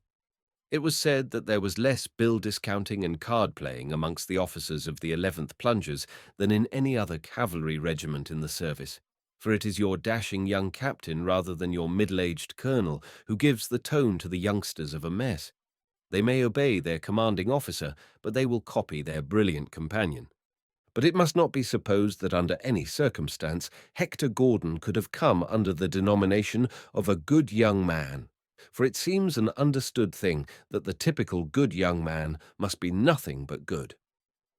Hector was neither evangelical nor Puseyite in his tendencies, but rather of that good, easy-going broad church which winks good-naturedly at a parson in pink and sees no criminality in a cheerful rubber. He went to church once or twice on a Sunday, as the case might be, and did his best to join earnestly in the service and to listen with sustained attention to the sermon. If his thoughts wandered now and then to the Highland peaks, amidst whose lonely grandeurs he had once shot a mighty white eagle, or to the deer-stalking adventures or grouse-shooting of the last autumn, if his fancy played him false and brought some bright girlish face before him, with the memory of one especially delicious waltz and one peculiarly intoxicating flirtation, if such small sins as these sullied his soul now and then, when the sermon was duller and longer than it should have been, it must be remembered that he was very young, and that the chastening influence of sorrow had not yet shadowed his life, or lessened his delight in the common pleasures of his age. Lying on the sofa in the low-roofed, old-fashioned drawing-room at Fortinbras, and shrouded by a leopard-skin railway rug which Mrs. Maclaverhouse had insisted on casting over him, the young captain looked like an invalid Titan, but a Titan with a nimbus of waving auburn hair about his head, and the brightest blue eyes that ever took a fierce light amid the glare of battle, or softened to feminine tenderness when they looked on a woman's face. Lady Cecil contemplated her aunt's favourite at her leisure as she sat by an open window, with her face quite hidden in the shadow of drooping curtains and closed Venetians. And she had fancied him such a vulgar, clumsy creature, a freckled, red-haired object, like a tobacconist's Highlander in modern costume, a loutish Caledonian Hercules with a Gaelic sing-song in his voice, and with no belief in anything but the grandeur of Princes Street, Edinburgh, and the immortality of Robert Burns. Cecil Chudley looked at him slyly from beneath the shadow of her long lashes and smiled at the recollection of her old fancies. As if one's idea of a place or person were ever anything like the reality, she thought. I ought to have known that Captain Gordon would prove the very opposite of the image I had made him. She took up some books presently from the table near her and looked at the titles. "How can you ask me to read to Captain Gordon, Auntie?" she demanded, archly, "when you know we have no books or papers that can interest him. We have neither Bell's Life, nor the United Service Gazette, nor yet Post and Scarlet, or Silk and Paddock, or whatever those barbarous books are called that gentlemen are so fond of. I think there are some odd numbers of Mr. Sponge's sporting tour in a cupboard in Dorset Square, and I dare say we could get them sent down by post, but for today." "Will you read some of Hugo's verses?" asked Captain Gordon. "I mustn't talk slang to a lady, or I would entreat you not to chaff me while I'm on the sick list. I have read as much sporting literature as any man, I dare say, in my day. And Post and Paddock is a capital book, I do assure you, Lady Cecil. But I think I know my Tennyson, too. I have recited Locksley Hall from the first line to the last out yonder, when we've been dreadfully hard up for talk, and you should have seen how scared my Kitmutgar looked. I think he fancied our great Alfred's masterpiece was a volley of bad language. They're so unaccustomed to hear anything but bad language from Englishmen, poor fellows.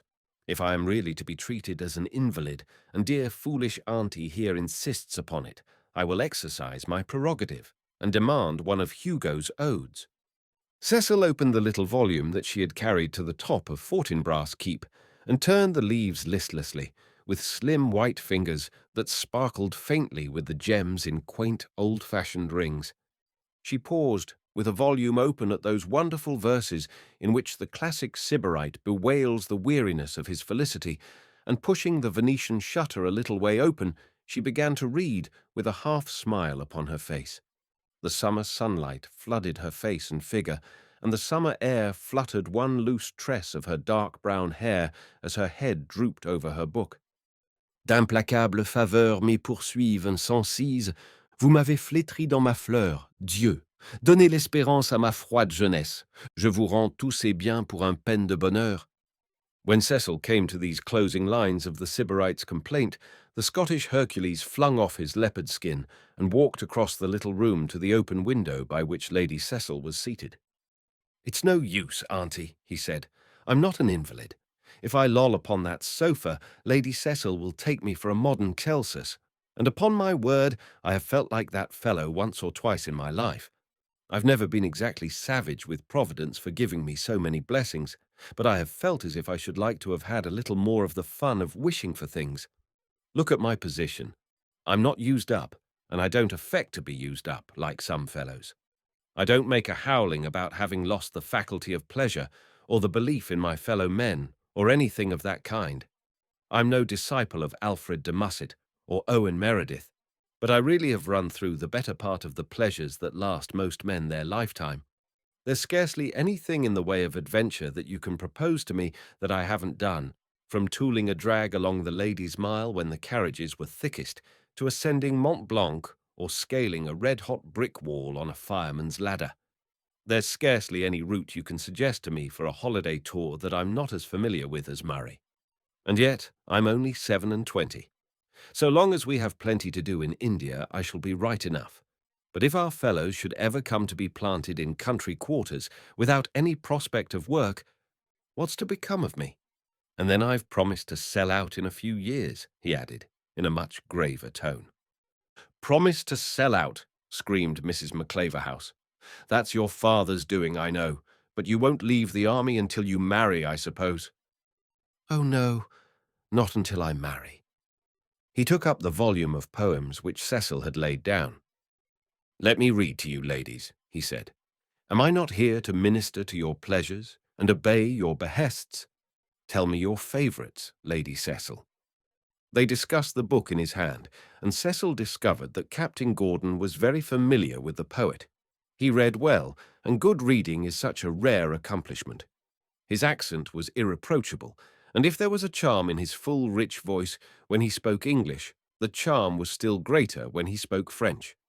He spoke French and German to perfection, for he had been well grounded in both languages, though not very materially advanced in either at Eton or Oxford, and he had spent a considerable part of his youth wandering from city to city with a private tutor, a retired Austrian officer who was both learned and accomplished, and who adored his pupil.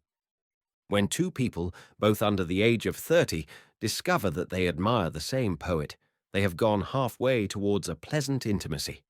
After that discussion of Victor Hugo, and the reading aloud that followed, and the desultory talk about Germany and German literature, India and Indian politics, London, and common friends and acquaintances who were to be met there, that succeeded the poetical lecture, Lady Cecil Chudley quite forgot all her old fancies about Captain Gordon, and resigned herself to the idea of his visit. And after this they were the best friends in the world, and Mrs. Maclaverhouse was quite contented to allow Cecil a share in her boy's society. She was a very sensible woman in her way, and liked the society of young people when it was to be had cheaply. Hector and Cecil's animated discussions upon almost all subjects to be found between earth and heaven amused the widow as she basked in the sunshine, seated in her pet chair before a window with her favourite aspect. She astonished the young people very often by the shrewdness of the remarks with which she cut in upon them, smiting their pretty fanciful theories into atoms with the sledge-hammer of common sense.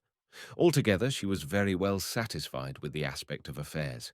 If the motherless lad whom she loved so tenderly, and thought of as a lad in spite of his 27 years, if Hector Gordon had been a landless younger son, with his fortune to carve out for himself, Mrs. Maclaverhouse would no doubt have loved him dearly, for the sake of his blue eyes and his frank, handsome face, his generous nature and gladsome soul, but she would scarcely perhaps have loved him quite so much, or looked for his coming quite so gladly under such circumstances as she did now, when all the blessings or pleasures that wealth can purchase attended his footsteps wherever he went, and created an atmosphere of luxury around and about the dwelling in which he lived. A hungry nephew, always hard up and in need of pecuniary assistance, would have been a heavy trial to Mrs. Maclaverhouse. Nothing could have been more delightful to the dowager than the captain's manner of opening the campaign on the morning after his arrival. They had breakfasted early this time, for Hector insisted that he was well enough to get up with the birds if necessary, and that so far as any claim to feminine compassion or to sick leave went, he was the veriest impostor in existence. It was after the little party had dawdled considerably over the breakfast table, and when Cecil had departed to hold solemn counsel with the cook, that Hector addressed his relative. "Now, my dear auntie," he said, "it's essentially necessary that you and I should understand each other. In the first place, I adore Fortinbras. I think it the most delightful place in the universe, and if the possessor of that delicious old castle would only be good enough to conceive an aversion for it, or find himself hopelessly insolvent, or something of that kind, I'd buy it of him tomorrow. Consols have risen an eighth since last Tuesday, and it's a good time for selling out and restore it. Queen Elizabeth's drawing-room would make an admirable billiard-room if it only had those necessary trifles, a floor and a ceiling. I'd make my hunting stables out of the banqueting hall. Imagine a loose box with a wall 4 feet thick. And I'd sleep in the topmost chamber of the great Norman tower, with a flagstaff swaying close above my head, and a general sensation of inhabiting a balloon. But all this is beside the question, auntie. What I want to say is that I have fallen desperately in love with Fortinbras, and as I am likely to stay here till you become unutterably weary of my society, I must insist upon your accepting this cheque which I wrote this morning, for you know of old what an expensive fellow I am, and I should feel perfectly miserable if I felt myself sponging on you without the least chance of returning your hospitality." The captain crumpled the folded cheque into his aunt's hand. The widow began some vague protest, but her nephew suffocated her scruples by a sonorous kiss, and whatever objection she urged against the receipt of his money were lost in the luxuriance of his beard. "And now the next question is, how we are to enjoy ourselves," exclaimed Hector, while his aunt speculated upon the figures inscribed on that crumpled scrap of paper which her fingers so itched to unfold. "In the first place, we must have a carriage. And in an exploration which I made this morning before you were up, Mrs. Maclaverhouse, I discovered that the only vehicle we can have is a shabby old fly, which began life as a britska, and a shabby old pair of horses, which, in their early days, I suspect, have been employed in the agricultural interest. But as the shabby old carriage is clean and roomy, and as I am told the clumsy old horses are good at going, and as a person in the position of that proverbial Hobson must not be fastidious, I have engaged the vehicle for the season. So now, my dearest auntie, prepare yourself for a chronic state of picnic. I have written to Fortnum and Mason to send us a cargo of picnic provisions, innumerable mahogany-coloured hams and tongues, and Strasbourg pies, and potted fowl of all species, and all those wonderful preparations which taste of grease and pepper so much more than of anything else. And I have found the most delightful nurseryman in the world, who will supply us with hothouse grapes and apricots, and the carriage will be here at 12, so pray run away and put on your bonnet, auntie, and let Lady Cecil know all about our plans." "You like Cecil?" "Excessively. I think she is charming." Mrs. Maclaverhouse shrugged her shoulders. "You think everything charming," she said. She was familiar with his sanguine temperament and his faculty for seeing everything in its sunniest aspect. "But I think Lady Cecil Chudley more charming than most things. I have seen very few women to compare with her, though she is by no means a showy beauty. I was struck by her profile as she sat in the sunlight yesterday. I never saw a more delicate outline, except in the face of the Empress Eugénie, and she has something of Eugénie's pensive gravity in her expression. Not pride, but the sort of thing which common-minded people mistake for pride. I think you have reason to be proud of such a niece. She ought to marry well." "I hope she will," answered the widow. If there was any special significance in her tone, Captain Gordon was too careless to be conscious of it. He walked to the open window, humming an Italian air from the last successful opera, and then he strolled out on the lawn. which was screened from the high road by a tall, old-fashioned privet hedge and a modern bank of showy evergreens, across which the sea breezes blew fresh and cool. He was very happy, with an innocent, boyish happiness, as he paced to and fro upon the elastic turf which seemed to spring under his light foot. In all his life he had never known any acute pain, any bitter grief. Of all possibilities in life, the last thing which he could have imagined was that he had come to meet his first great sorrow here, where he was happy in the planning of such simple pleasures as might have seemed insipid to a modern schoolboy. "What an old-fashioned fellow I am," he thought, as he stopped with his hand in his pocket, searching for his cigar case. "If any of my chums in the 11th knew that I was looking forward to a day's ramble in a rumbling old fly with a couple of women, I think they'd cut me dead ever afterwards. And yet they're not such a bad lot of fellows after all. Only there's not one of them has pluck enough to own he can enjoy himself." Captain Gordon had smoked out his cigar by the time the fly drove up to the garden gate. He threw the ash away and shook the fumes of his cabana out of his hair and beard, and then went to meet the Dowager and Lady Cecil. The Dowager stately in black silk robes, which she possessed in all stages of splendour and shabbiness, and which she wore always because it was suitable for a person of my age, my dear, and by far the most economical thing one can wear, as she informed her confidants. The Indian shawl, the shawl which the captain had brought to Fortinbras in one of his portmanteaus, hung across Mrs. Macleverhouse's arm in compliment to the donor, and behind the widow came Cecil, in a pale muslin dress and scarf, and looking very lovely under the shelter of a broad leghorn hat. They drove away in the bright summer sunshine, through country lanes where the breath of the sea came to them, laden with the perfume of flowers, where rustic children ran out of cottage doors to curtsy to them as they drove by, or even to set up a feeble cheer, as if the fly had been a triumphal chariot. The drive was a success, as indeed almost all things were on which Hector Gordon set his desire. Mrs. Macleverhouse was radiant, for her inspection of the cheque had proved eminently satisfactory. Hector was delightful, throwing his whole heart and soul into the task of amusing his companions, gay with the consciousness of pleasing, and with the insouciance of a man who has never known trouble. And if Lady Cecil was the most silent of the little party, it was only because she felt most deeply the delicious repose of the rustic scenery, the exquisite sweetness of the untainted atmosphere. They had many such drives after this, exploring the country for 20 miles round Fortinbras.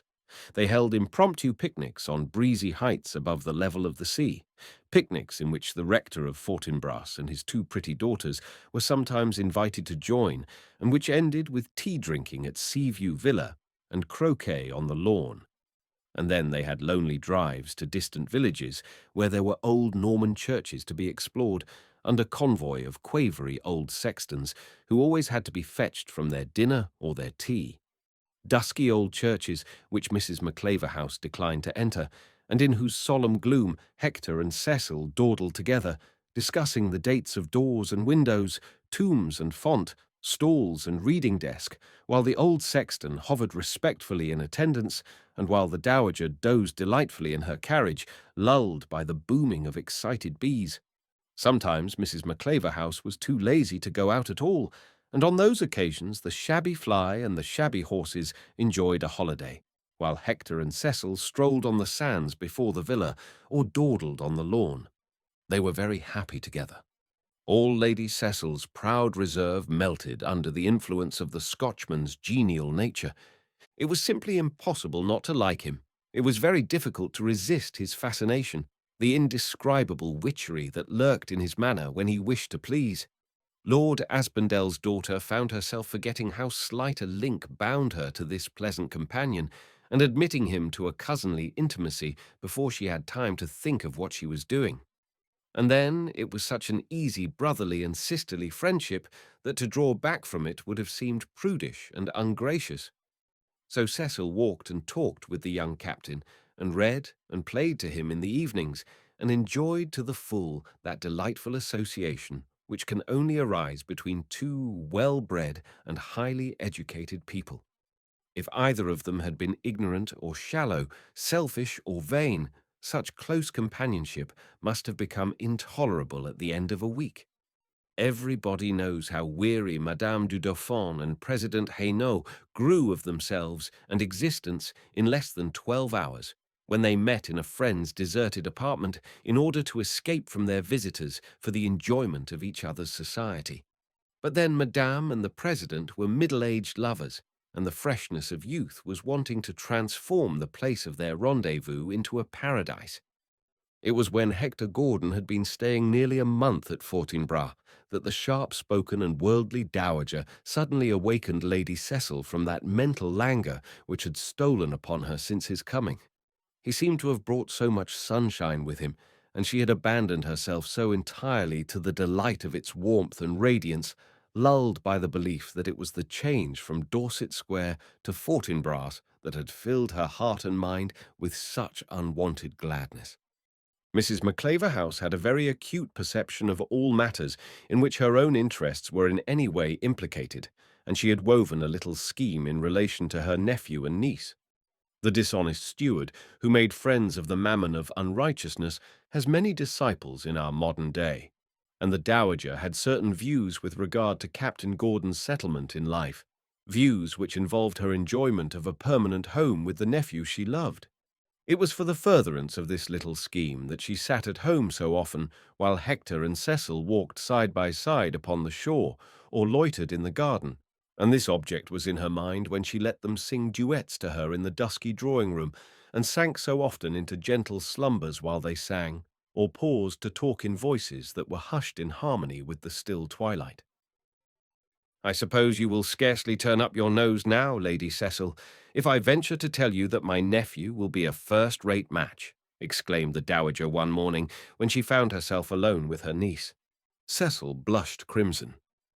I don't understand you, Auntie," she stammered. "Oh, of course not, Cecil.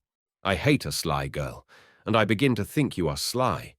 Do you mean to tell me you don't understand the drift of Hector's attentions to you? But, dear Auntie, he is not attentive. At least, not more attentive than a man must be to any woman he meets. Pray do not take any absurd idea into your head. We are almost relations, you know, and we get on very well together, much better than I ever thought we should. But as for anything more than a cousinly kind of friendship—" "A cousinly kind of fiddlestick," cried the energetic dowager. "Do you think I can believe that all that strolling on the beach, and all that dawdling on the lawn, and all that mumbling by the piano which I hear in my sleep means nothing but cousinly friendship? On my honour, Auntie, Captain Gordon has never said a word to me which the most indifferent acquaintance might not have said." "Then what in heaven's name does the man mumble about?" demanded Mrs. Claverhouse sharply. "Oh, we have so much to talk of. Our favourite books and pictures and music, places we have both seen, old acquaintances, places that he only has seen, and people whom he only has known. And then sometimes we get a little metaphysical, or even mystical. You know how superstitious the Scotch are, and I really think Captain Gordon is almost inclined to believe in the spiritualists." "That will do. Then Hector Gordon has not made you an offer?" "No, indeed," Cecil answered, blushing more deeply than before. "Nor have I any reason to suppose he has the faintest idea of doing so. Pray do not mention the subject again, dear aunt. I have such a horror of anything at all like husband-hunting." "As you please, my young lady.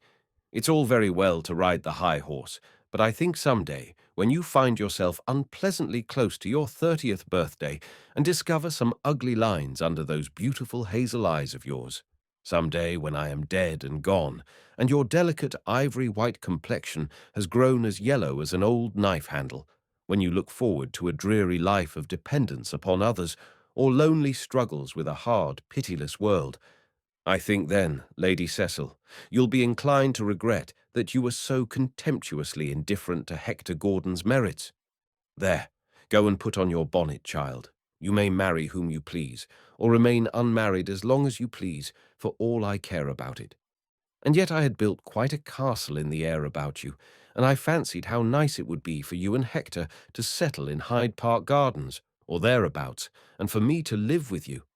I should like to end my days with my boy, and those second floors in Hyde Park Gardens are very delightful, especially if you are lucky enough to get a corner house. Mrs. McClaverhouse's voice seemed to strike like some sharp instrument into Cecil Chudley's heart as she concluded this tirade. The girl had listened in proud silence and retired silently when her aunt came to a pause. An excursion had been planned for the day. The fly was waiting before the gate, and Cecil heard Hector's step pacing to and fro on the gravel walk below her open window and smelt the perfume of his cigar as she put on her hat.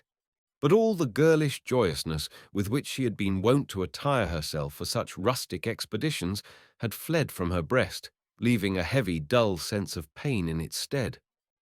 "I dare say Aunt McClaverhouse is right," she thought sadly, "and I shall feel a dreary, desolate creature when I come to be 30, and stand all alone in the world.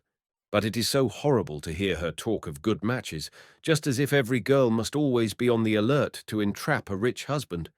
When I know, too, that Captain Gordon does not care for me." She paused, and a vivid blush stole over her thoughtful face. Not the crimson glow of indignation, but the warm brightness which reflects the roseate hue of a happy thought. Did he not care for her?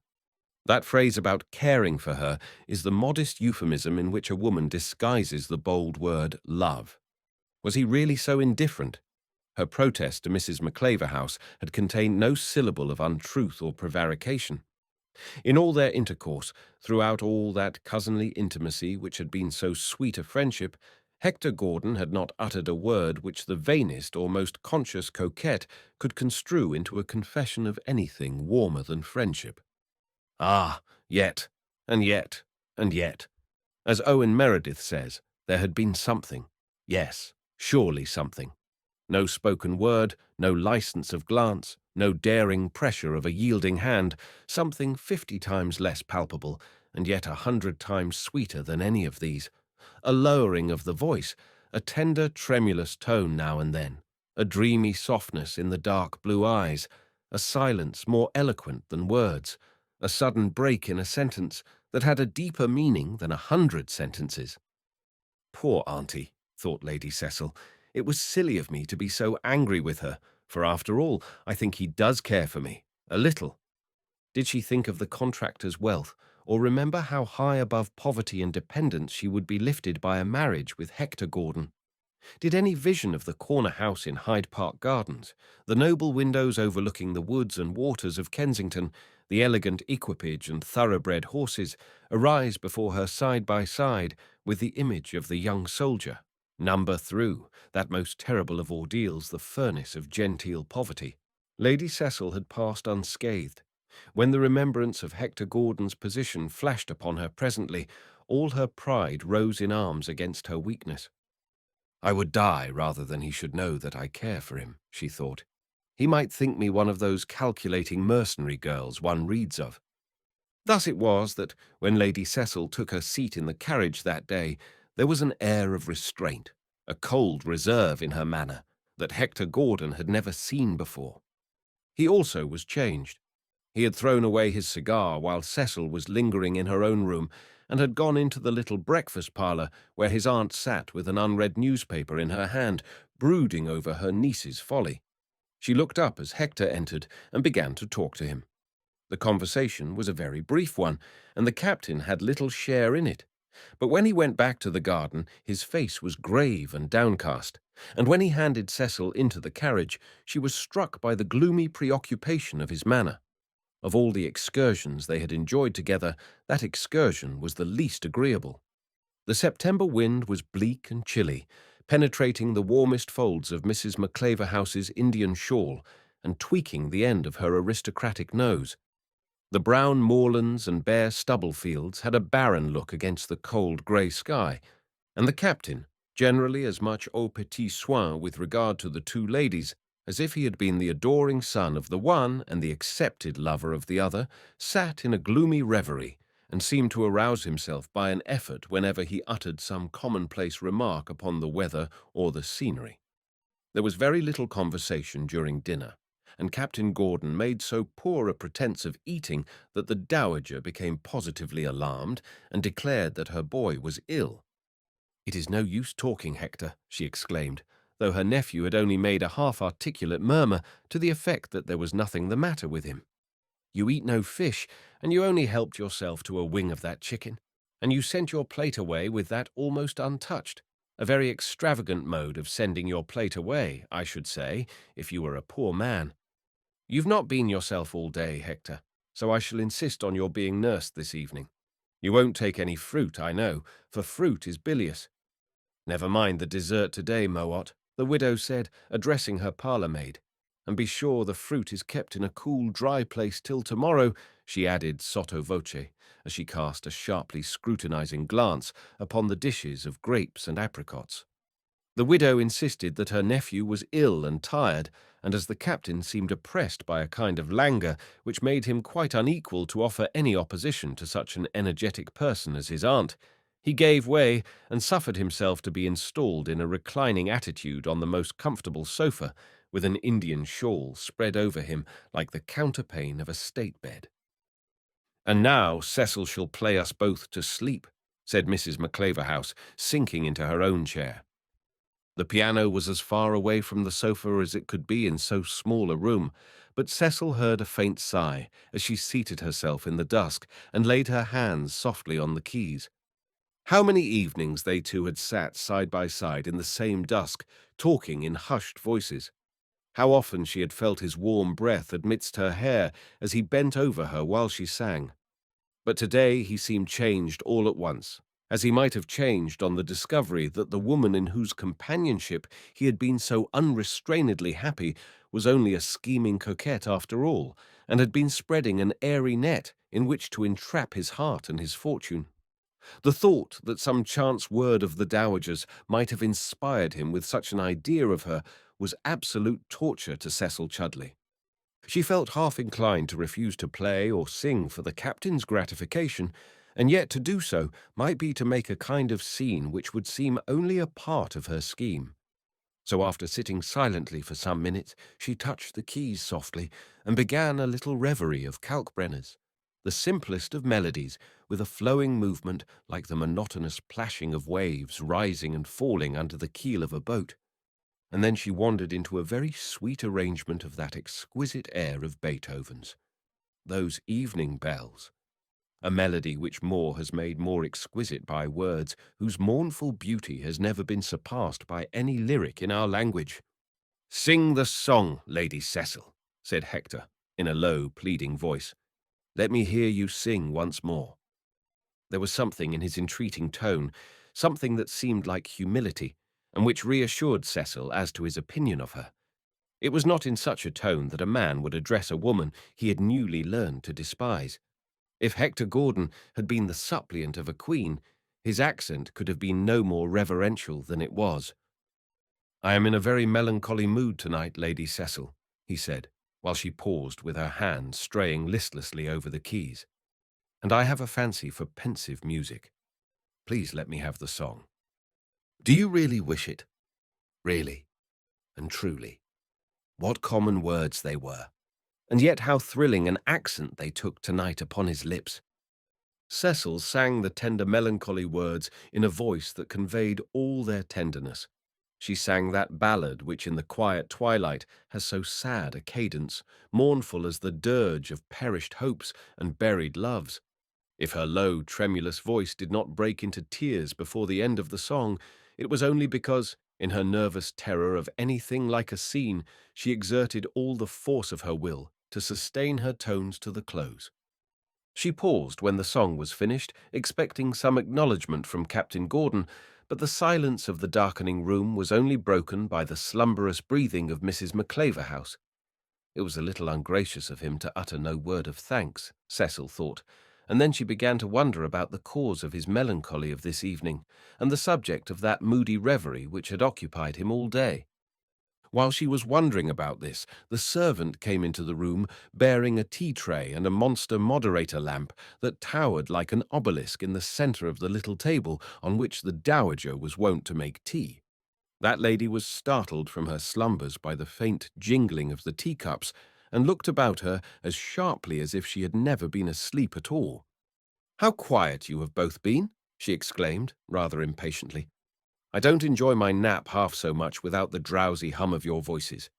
What droning thing was that you were singing just now, Cecil?" There was no answer.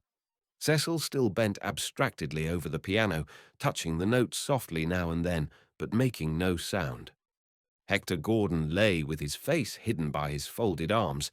The fussy dowager darted across the room and swooped down upon her nephew. "Hector," she cried, "what in goodness' name has been the matter with you all day? Why, bless my soul, what's this? The pillow's wet. You've been crying." Captain Gordon got up from the sofa and laughed pleasantly at his aunt's scared face. "It seems very absurd for a man to be nervous or hysterical," he said, "but I have not been myself today, and Lady Cecil's song quite upset me." "What? That droning thing?" exclaimed Mrs. McClaverhouse. "It sounded to me like Young's Night Thoughts set to music." "I think I'll wish you good night, Auntie," said the soldier. Cecil wondered whether it was the glare of the moderator lamp that made him look so pale as he bent over his aunt. "I think you'd better," answered the dowager. "And if you're not yourself tonight, I only hope you will be yourself tomorrow. I haven't common patience with such nonsense. Good night, Lady Cecil." He paused by the piano to say this, but he did not offer Cecil his hand, as he had been wont to do at parting, and he left the room without another word. Chapter 4. Love and Duty. The captain did not appear at the breakfast table next morning, and it was some time after breakfast when he came into the drawing-room where Cecil sat alone writing letters. He entered through one of the open windows. "I have been exploring our favourite hills, Lady Cecil," he said. "I hope you did not wait breakfast for me." "No, Auntie never waits for anyone. Shall I order fresh tea or coffee to be made for you?" "No, thanks. I have no appetite for breakfast this morning." Cecil went on writing. "I hope you are better today," she said presently, the rapid pen still gliding over the paper, the graceful head still bending over the desk. There is nothing so charming as the air of indifference with which a woman inquires about the health of the man she loves, but the indifference is generally a little overdone. "I was not ill yesterday," answered Hector. "There are some things more painful to endure than illness. Lady Cecil, will you do me a favour? I want your advice about a friend of mine who finds himself in one of the most cruel positions that ever a man was placed in. Are those letters very important?" "Not at all important." "In that case, I may ask you to put on your hat and come with me for a stroll. You have no idea how lovely the sea looks this morning, and you can give me your advice about my friend."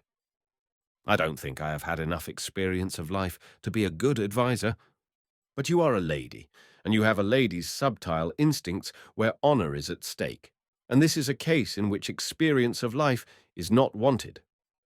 Cecil put aside her writing materials and took her hat from the sofa where it had been lying. They went out together silently and walked silently towards the water's edge.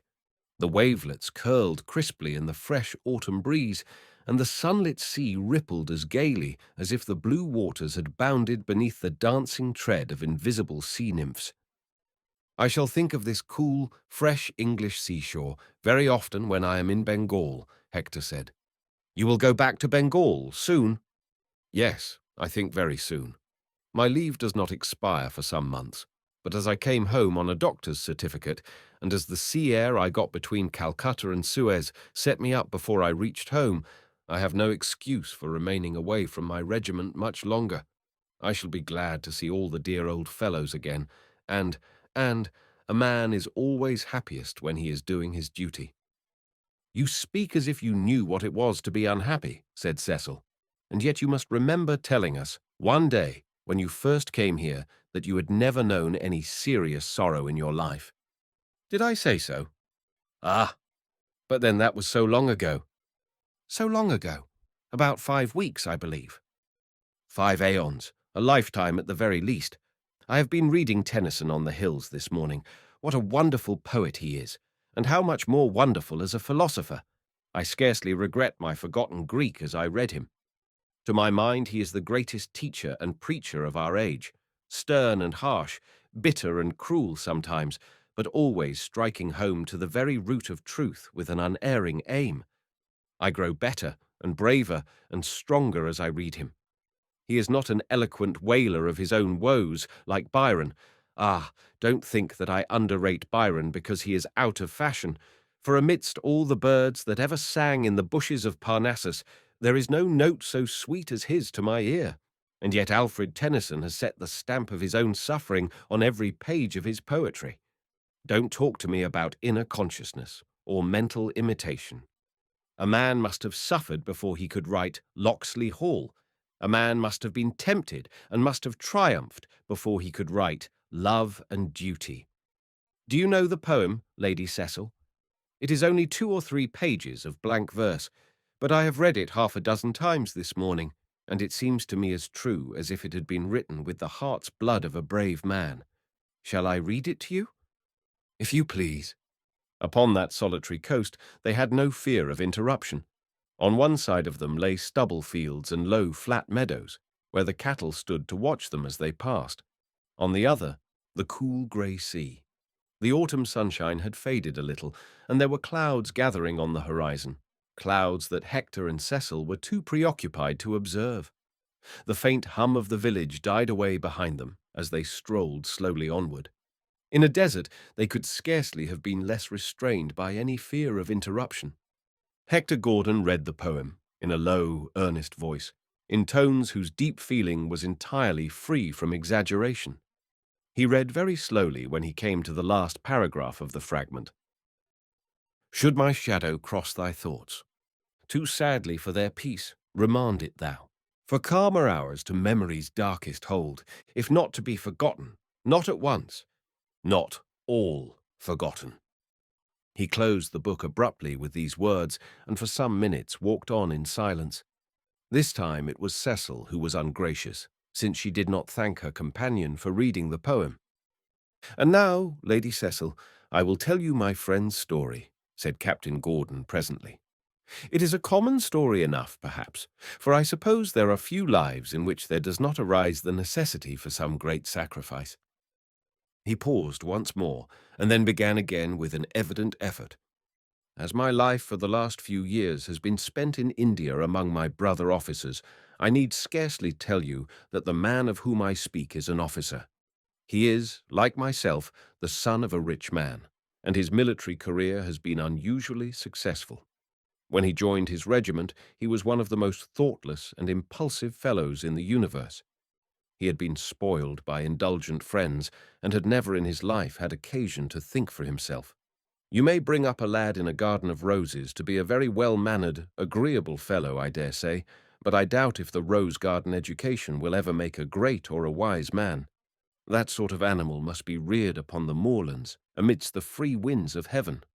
As my friend was thoughtless and impulsive, it was scarcely strange that, when he found himself so idle as to want amusement, he should join in the first tiger hunt that took place in his neighborhood, nor was it strange that he should contrive to get seriously wounded by the animal. The wonder was that he escaped alive. He owed the life which his own reckless folly had hazarded to the cool daring of a friend and comrade, and when he woke from the swoon into which he had fallen immediately after feeling the tiger's claws planted in his thigh, he found himself in the coolest and shadiest room of his friend's house in Calcutta.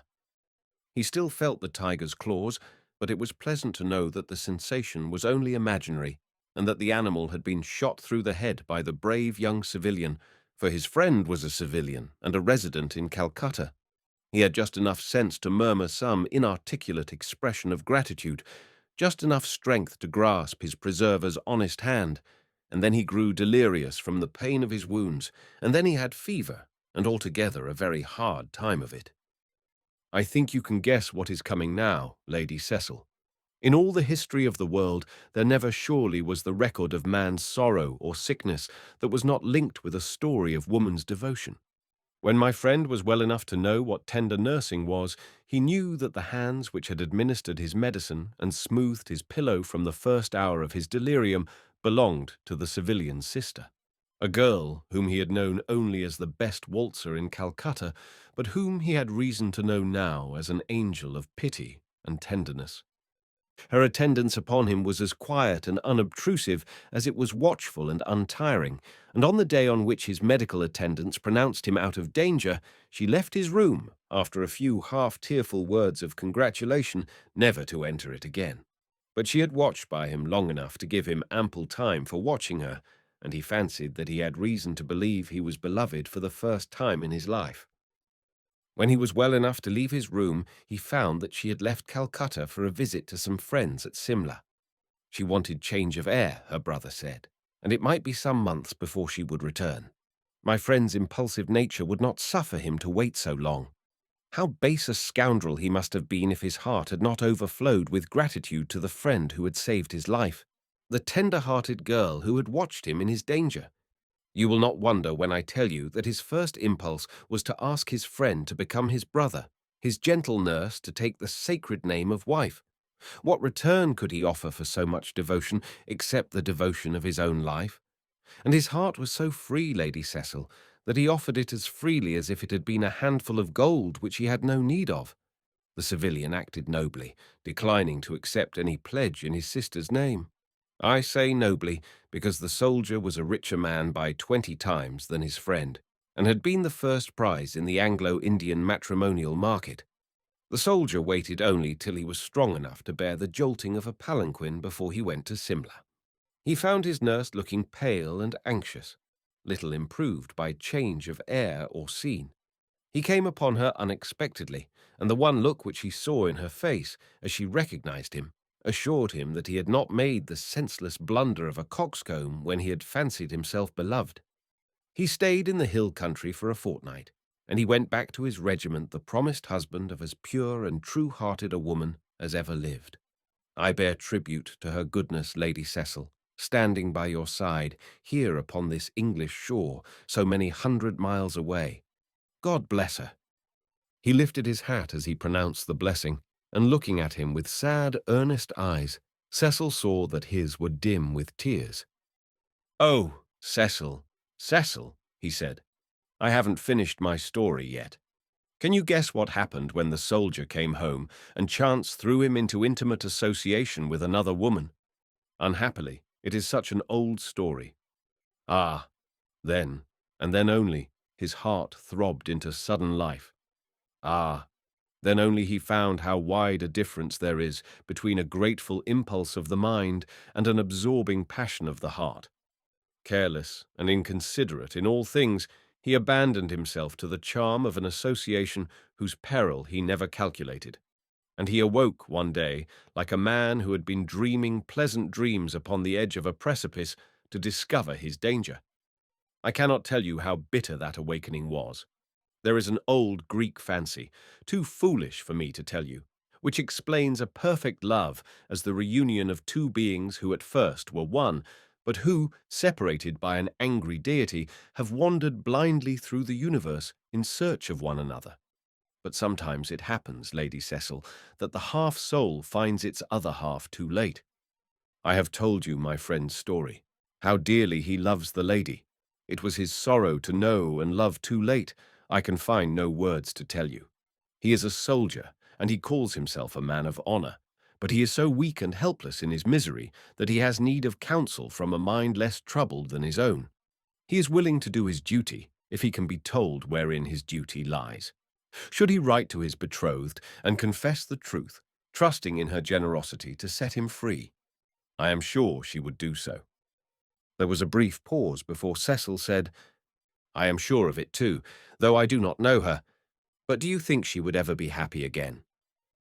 "I cannot answer for that." "Ah, Lady Cecil, I know what you think my friend's duty is." "There can be no question about it. He must keep his promise," she answered firmly. "Even if in so doing he forfeits the happiness of his future life, if in so doing he ties himself for ever and ever to the dull wheel of duty, even if he dares to think that his love is not altogether unreturned by her, he loves so truly and so hopelessly. Oh, Cecil, be merciful. Remember, it is the fate of a lifetime you are deciding." "I cannot advise your friend to be false to his word," replied Cecil. "I am sorry for his sorrow, but it is a noble thing to do one's duty. I think he will be happier in the end if he keeps his promise." She looked up at him with a bright, brave glance as she spoke. Their eyes met, and her face changed, in spite of the heroic effort she made to preserve its exalted tranquillity. They stood alone on the narrow sands, with a mournful wind moaning past them, a drizzling rain drifting in their faces, as unconscious of any change in the weather as they were unconscious of all things in the universe, except each other. "I am going back to London by the mail tonight, Lady Cecil. We shall be together for the rest of the day, I hope, my last day, but we are not likely to be alone again, and I should like to say goodbye to you here." He lifted his hat, and the wind and rain drifted his hair away from his face. "Cecil, I am going back to India, to do my duty, with God's help. Say, God bless you, Hector, and goodbye." "God bless you, Hector, and—" She looked up at the perfect face, the dark blue eyes, so dim with tears, and could not finish the sentence. She turned from her companion with a passionate gesture, ashamed of her own weakness, and walked homewards rapidly, with Hector walking silently by her side. They did not speak until they came to the idle boats, lying keel upwards on the beach, which mark the beginning of the village, and then Captain Gordon broke the silence by a remark which proved that he had only that moment discovered the change in the weather. "If you'll stop under shelter of that yacht, Lady Cecil," he said, "I'll run on and get a shawl and umbrella." "Thank you. No, on no account. I don't mind the rain, and we are so near home," answered Cecil, whose flimsy muslin garments were dripping wet. Chapter 5. At the Fountains. Hector Gordon kept his word. He left Fortinbras by the evening train in despite of his aunt's lamentations, and in despite of something which pierced his heart more cruelly than the lamentations of all the fussy dowagers in Christendom, the still white look of sorrowful resignation in Cecil Chudley's face. She loved him. He knew the truth and depth of her affection as well as he knew the truth and depth of his own. Love would be a poor divinity indeed if, as some counterbalance to his physical blindness, he were not gifted with the power of second sight. Hector needed no word from Cecil to tell him how much he resigned in doing his duty. The hour that had revealed to him the secret of his own heart had laid bare the mystery of hers. That subtile sympathy, which had seemed so sweet a friendship, had been only love in disguise, the wolf in sheep's clothing, the serpent in the semblance of a dove. Ah, what utter despair possessed those two sad hearts on that chill September afternoon! What a cold, dreary future lay before those two helpless wanderers doomed to bid each other farewell. The day might come, as it comes so often in the story of a lifetime, when to look back upon all this trouble and anguish would be to look back upon something as flimsy as a dream. But then what is more terrible than the agony of a dream? Aye, even though in the sleeper's breast there lurk a vague consciousness that he is only the fool of a vision.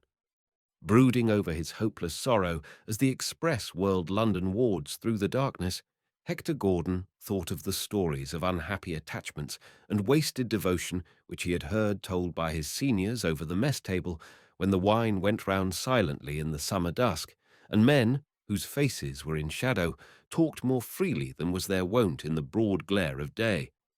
Shall I ever come to tell the story of my sorrow to my brother officers in the gloaming? Will the memory of tonight ever be a subject for friendly talk after a ponderous dinner, while the century's tramp echoes in the stillness and the odour of cigar smoke floats in from the balcony where the youngsters are lounging? Will they ever call me a dreary old bore and try to change the subject when they find the conversation drifting round to my dismal love story? Ah, how sad to be old and a nuisance, and to have profaned the sanctity of my idol's temple. How sad to be old. Hector thought of the dull life of duty, the joyless, sunless, desert waste that lay between him and the time when he might begin to care for Cometport and dilate with an elderly dandy's fatuity on the tender story of his youth. He thought of his future until he began to fancy how blessed a thing it would be if his life could end that night in the chill darkness. The engine had but to swerve a hair's breadth as it flew along the top of a steep embankment, and lo, the end of all his sorrows. A crash, a sudden agony perhaps, unimaginable in its infinity of pain, but brief as summer lightning. And the enigma of his existence would be solved, the troublesome thread of his life dissevered. My poor Mary would be sorry for me, he thought, remembering the gentle betrothed waiting for him in India. But she would fancy that I had died adoring her, and in a 12-month the memory of me would be a painless sorrow. Shall I make her happy by doing my duty? I have seen ruined men whose ruin began on the day in which they sacrificed feeling on the shrine of honor. My Cecil, my Cecil, how could you be so cruel as to drive me away from you? The image of the pale, sorrowful face that had looked at him with such heroic calmness in the moment of parting arose before him now like a reproach. He knew that she had been right. He knew that her voice had been the voice of truth and honor, the voice of his own conscience. God help me to be worthy of the love that never can be mine, and of the gentle darling I am bound to shelter, he thought. And then a spirit of resignation seemed to exorcise the demon despair, and he took from his pocketbook a letter written on foreign paper, a letter in a pretty womanly hand, not too easy to decipher, a letter from his betrothed wife, which he had read hurriedly the day before, too cruelly preoccupied to know what he was reading. The tender, trusting words were the most bitter reproaches that could assail him. His heart melted as he read the long, loving epistle by the uncertain light of the railway lamp. He could hear the voice as he deciphered those simple, girlish sentences. He could see her face, not beautiful, but very sweet and loving. He was quite alone in the carriage, and when he had replaced the letter in his pocketbook, he detached a little trinket which hung to his watch chain and pressed the crystal face of it to his lips. Under the crystal there was a lock of pale flaxen hair, which his own hands had selected for the shears the day he parted from his love at Simla. "Poor Mary," he murmured softly. "Poor Mary. It will be something at least to make you happy." The dowager took her nephew's departure very deeply to heart, or it may be rather that she had set her heart on a suite of spacious apartments in Tyburnia, and was by no means disposed to return to Dorset Square. She questioned Cecil very sharply about Hector's proceedings, and succeeded in driving that young lady into a conversational corner whence it was impossible to emerge without a revelation of the truth. "You tell me you think he's engaged," said the dowager, impatiently, after forcing Cecil to admit so much. "And why do you think he's engaged? Did he tell you so?" "He gave me to understand as much." "And engaged to whom, pray?" "A young lady in India?" "A young lady in India. Is that all you know about her?" "Yes, indeed, auntie." "A nice designing thing, I dare say, and a nobody into the bargain. Or, of course, he'd have told you who she was," cried Mrs. Maclaverhouse indignantly. "A stuck-up creature who will contrive to keep her husband at a distance from his relations, no doubt, in order that she may surround him with a pack of harpies of her own kith and kin. And to think that my boy should never have so much as asked my advice before he threw himself away. If you knew how I had built upon you and Hector making a match of it, Cecil, you'd sympathize with my disappointment a little, instead of sitting looking at me in that provokingly placid way of yours. I could have ended my days happily under Hector's roof. I hoped he would have been glad to give his poor old aunt a home, and I don't think you'd have refused me a shelter in my old age, eh, Cecil?" "Oh, auntie." Mrs. Maclaverhouse had no need to complain of want of sympathy this time, for Cecil suddenly fell upon her knees and buried her face in her aunt's ample silken skirts, sobbing passionately. The thought of what might have been was so very bitter, and every word the dowager uttered sent the arrow deeper into the wounded heart. "Oh, auntie," she cried, "never speak to me about him again. Oh, pray, pray, do not speak of him again. I love him so dearly, so dearly, so dearly." It was the first and last passionate cry of Cecil Chudley's heart, and it quite melted the dowager, but there was a touch of sternness mingled with her emotion. "I hope that designing minx will live to repent her artfulness," she said spitefully, "for it is the peculiar attribute of a woman to empty the vials of her wrath on the passive and unconscious maiden for whose sake her plans have been frustrated, rather than on the active masculine offender who has frustrated them." The dowager and her niece went back to Dorset Square very soon after Hector's departure, and then came visits to country houses, a fortnight in Leicestershire, where poor Cecil had to endure the hunting talk of horsey men and fast young ladies, the perpetual discussions about dogs and horses and southerly winds and cloudy skies. A month in an old Yorkshire grange, where there was a cheerful Christmas gathering, and where Lady Cecil had to act in charades and take part in duets, the dear old duets in which his melodious baritone had been so delicious. She looked round sometimes when she was singing, and almost expected to see his ghost standing behind her. So cruel a profanation did it seem to sing the old familiar words. In all the morning gossip, and billiard playing and fancy work, the reading aloud, often from the very books which he had read at Fortinbras, in all the music and dancing, the impromptu charades and carefully studied tableaux vivants which enlivened the winter evenings, Cecil had to take her part with a smiling face. She wondered sometimes whether there were any other bright smiles which were only masks assumed for the evening with the evening dress. She wondered whether there was any other woman in all the crowd who saw athwart the lights and exotics of the dinner table the vision of one dear face whose reality was thousands of miles away. He may be lying dead while I sit simpering here, she thought, yet that would be too dreadful. Oh, surely I should know it if he were dead. Bravely though she bore her burden, it was a very heavy one. No mother, pining in the absence of her only son, could have felt more poignant anxiety about the absent one than Cecil felt for the man who had loved her and left her to marry another woman. How often, how often, amidst the hum of joyous voices and the brilliant tones of a piano vibrating under masterly hands, how often the lamplight faded and the faces of the crowd melted away, and the gorgeous drawing-room changed itself into that weedy shore at the foot of grim Fortinbras Castle, while the autumn rain drifted once more into Cecil Chudley's face, and his eyes looked down upon her dim with tears. Of all their gay and happy hours, their pleasant rambles, Cecil recalled no picture so vivid as that of her lover in his sorrow, standing bareheaded in the drifting rain, looking tenderly down upon her with fond, despairing eyes. And he was gone from her forever. Never, never, never, so long as she lived, was she to look upon his face again.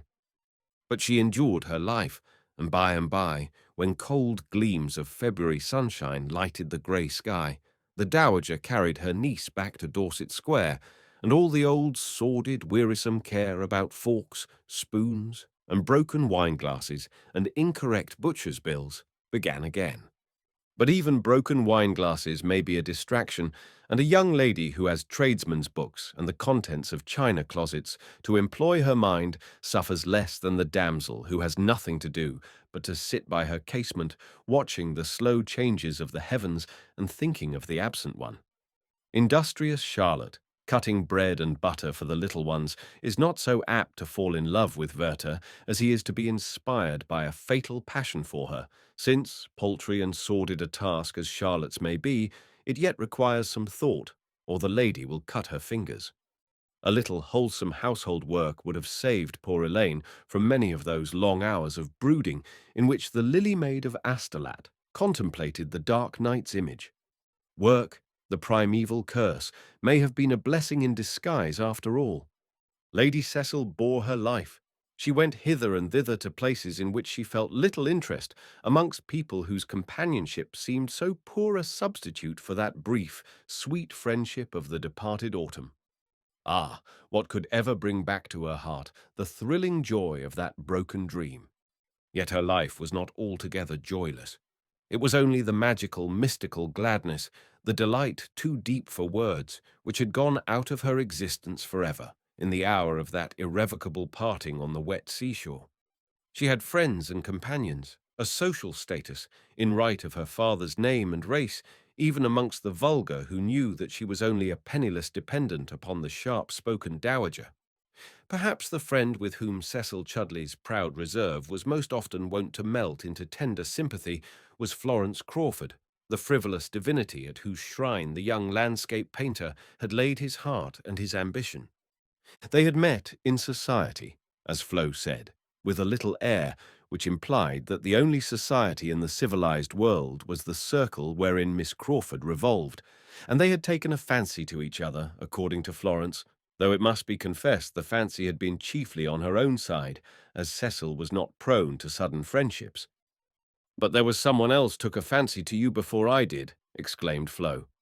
"There's not the least occasion to blush, Lady Cecil, for the someone else was only a middle-aged man, with such a shelf on his dear old back that I sometimes quite long to set a row of Carl Theodore teacups on his coat collar for ornamentation. It was Papa who took a fancy to you. He's the most absurd old thing in the world, and he says yours is the very face he has been waiting for his new picture. He is going to paint the prison scene in Faust, and he declares that you have the exact expression he wants for his Gretchen. You have no idea what trouble he will take to get a sitting from anyone whose face has fascinated him. Professional models are all very well, but you can't get a professional model to read Goethe or to imagine that she sees an infant struggling in the water for a shilling an hour. What Papa wants is expression, and he was struck by your face the other night when you were singing at Lady Jacint's. There was an exalted look about your eyes and forehead, he said, which would be worth a fortune to him. So I am to exert all my fascinations in order to induce you to give him a sitting or two. And I'm sure you will, won't you, Lady Cecil? For he really is a dear good creature." Cecil assented very readily, flattered and honoured by the painter's request. She was a far more reverent disciple of art than Florence Crawford, who spoke flippantly of the greatest master of his age as a dear old thing, and was wont to frisk hither and thither in her father's painting-room, criticising his pictures as freely as if they had been so many Parisian bonnets. It would have been very strange if Cecil had not been glad to exchange the sordid atmosphere of Dorset Square for the dreamy splendour of the fountains.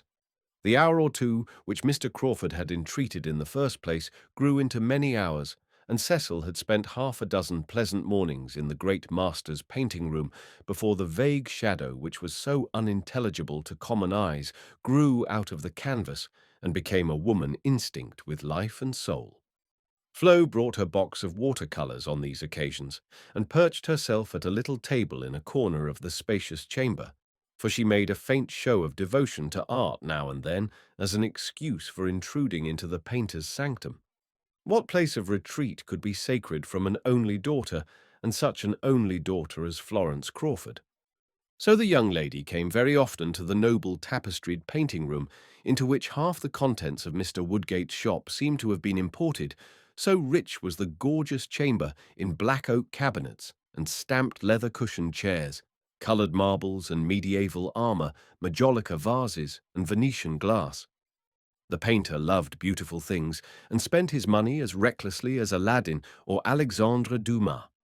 For how was it possible that a man could be careful of vulgar pounds and shillings under whose magic working hand human grandeur and human beauty developed into being, who knew but two rivals, Rubens and nature, and who could afford to stand comparison with the first? William Crawford was a painter in the highest and grandest sense of the word, and he wasted his money and sold his pictures for a song when the whim seized him, and scattered little watercolour bits in the scrapbooks of beautiful high-born feminine mendicants, which, collected together, would have realized a small fortune at Christie's. It was only when judicious friends with business habits stepped in and insisted upon negotiating affairs for the great painter that Mr. Crawford received large prices for his pictures and found a satisfactory row of pencil figures under the last pen and ink entry in his banking book. The story of the painter's youth and manhood was not without a touch of sadness. It was the old, old story of a brilliant career and a broken life. William Crawford had not sprung into fame's ample lap with one daring bound. His progress had been slow and laborious, and there had been a few silver threads mingled with his auburn hair before the laurel crown descended on his forehead, or the nimbus of glory made a light about his earnest face. He had seen other men pass him by, his companions of the academy, the students who had sat by his side. He had seen them go by him to take their places amongst the victors, great men in their way, most of them, but how weak and puny was the greatest compared to him. He had so much to endure, and he bore it all so meekly. So patient was he in the sublime resignation of conscious genius, which knows that it must triumph, that he grew by and by to be set down as a dull, plodding fellow who would never do anything worth looking at. Year after year, his pictures came back upon him from the Academy, from the British institution, rejected, rejected, rejected. Yet he was William Crawford all the time, and knew himself and the sovereign power of his hand. Meek and mighty spirit to wait so long, to labour so patiently, hoarding thy strength, and adding to thy power day by day, as a miser swells his pile of vulgar gold. The day came at last, but not all at once. Pictures were accepted and skied. Critics talked about coldness and blackness and chalkiness. Friends were compassionate, and shoulders were shrugged with polite despair. The poor man had really no idea of colour. For a few years things went on like this, and then appeared a gorgeous Rubens-like canvas, whereon Pericles reclined at the feet of Aspasia, and in a day, in an hour, the mighty master of all the secrets of colour revealed himself, and the world knew that William Crawford was a great painter. After that day, the men who had called Crawford a dull, plodding fellow offered him monstrous bribes for the revelation of his secret. He smiled at their ignorance. He had no secret except his genius. His mystic Kabbalah lay in the two virtues that had made the law of his life: unremitting industry, undeviating temperance. In the chill early light of morning, in the warm glow or noon, in the deepening shadows of evening, in the artificial light of the night school at the Academy, William Crawford had toiled for 20 years, finding no drudgery too hard, no monotonous repetition of study too wearisome. And now, at 38, he found himself a great man, and he knew that his hand was to be trusted, and that his feet were surely planted on the mountain he had climbed so patiently. Alas, there are so many blessings in this life that come too late. Many a vessel laden with the gold of Ophir only nears the shore when her owner lies dead upon the sands. When William Crawford tasted the first fruits of success, the wife, to have purchased whose happiness he would have sold his heart's blood, had been dead 10 years. She had felt the cruel hand of poverty, and had withered under that bitter gripe, but she had never complained. She had borne all meekly for his sake. For his sake. Now, when people offered him large prices for his pictures, he felt half inclined to refuse their commissions in utter bitterness of heart. "You should have bought my Pyramus and Thisbe 12 years ago," he would have cried. "A £50 cheque would have done that for me then, which all the kings and princes of this earth could not do now. It would have brought a smile to the face of my wife." The young wife, whose death had left such a terrible void in the painter's heart, had been of higher rank than himself, and had run away from a luxurious home to inhabit draughty second-floor lodgings in a street running out of the Strand. William Crawford had trusted in the strength of his hand to win a better home for his darling.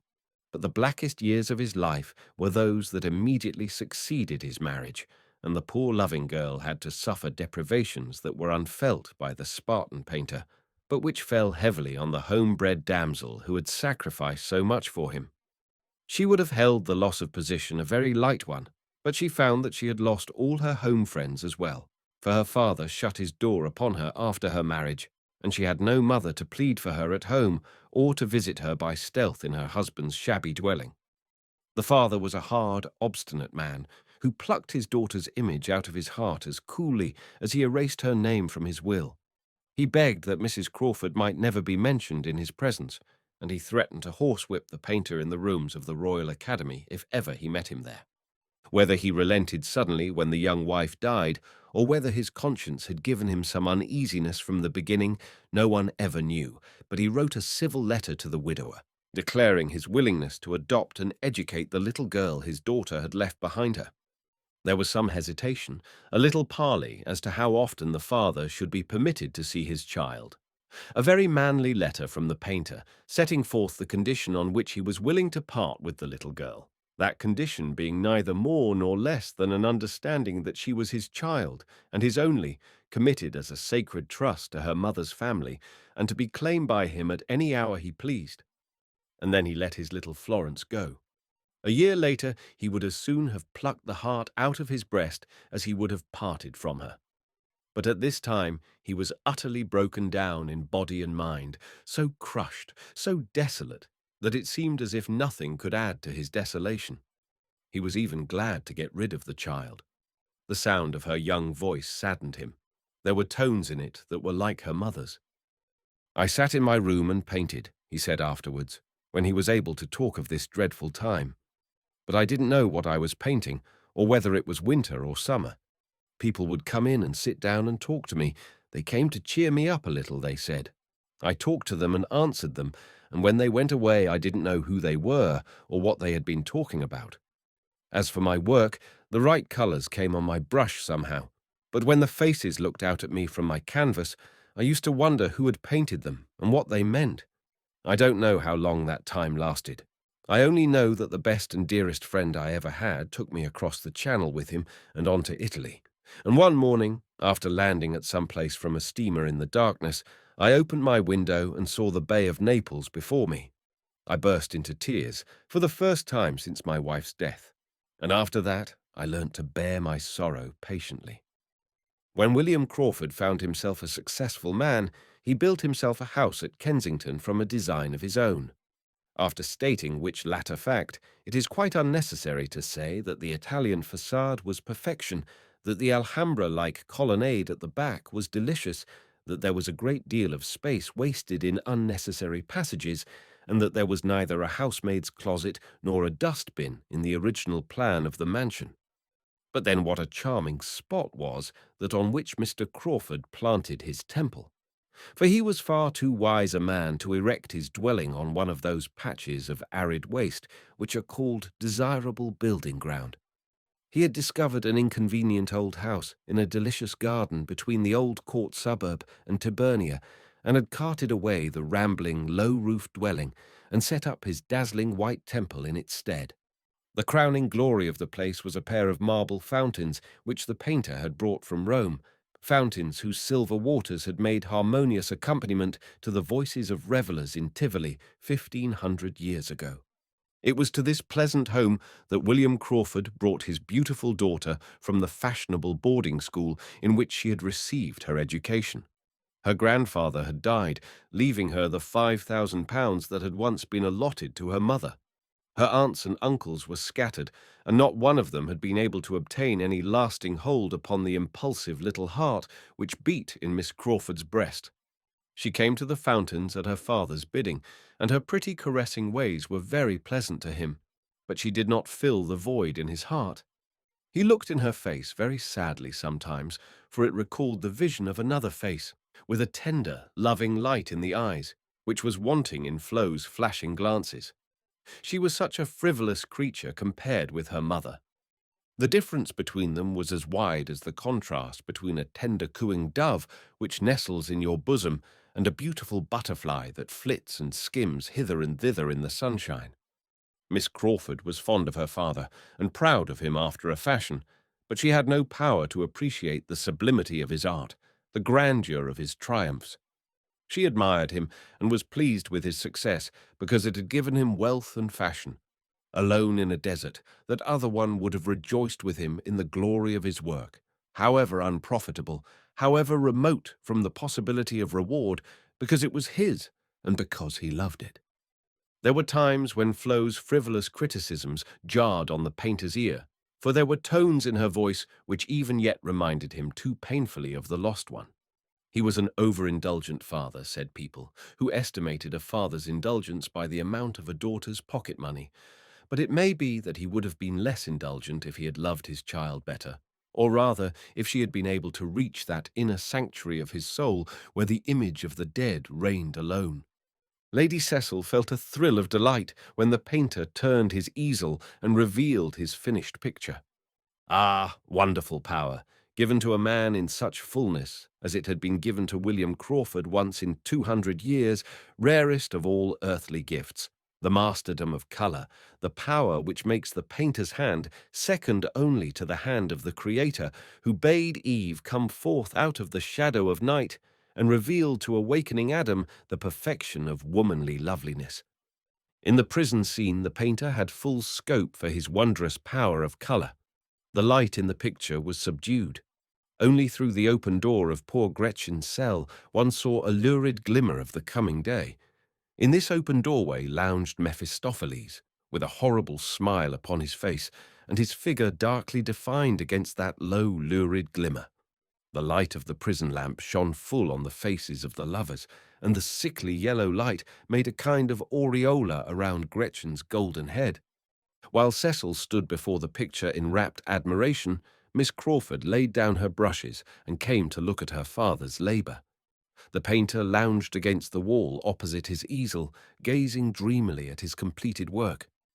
Oh, butterflies of fashion, driving mail phaetons or tooling teams of four in hand in the Ladies' Mile, sybarites and loiterers in pleasant drawing-rooms, loungers in clubs, and triflers with existence, lotus-eaters of every species, have any of you ever known a joy so deep as this? The joy that drove Pygmalion mad, the intoxicating triumph of the creator who sees his work complete in all its beauty and perfection. Yes, it's very pretty, said Flo, after contemplating the picture under the shadow of two pretty jewel-twinkling hands arched over her piquant eyebrows. But isn't Gretchen's arm a leetle out of drawing? I'm sure I could never get my arm into that position, but I dare say people's arms were more flexible in those days. How awfully blue you've made Mephistopheles, but I'm very glad you haven't allowed him to cross his legs. Why a diabolical person should always cross his legs is a mystery that I have never been able to fathom. It's very nice, Papa, but I don't like it so well as Pericles and Aspasia.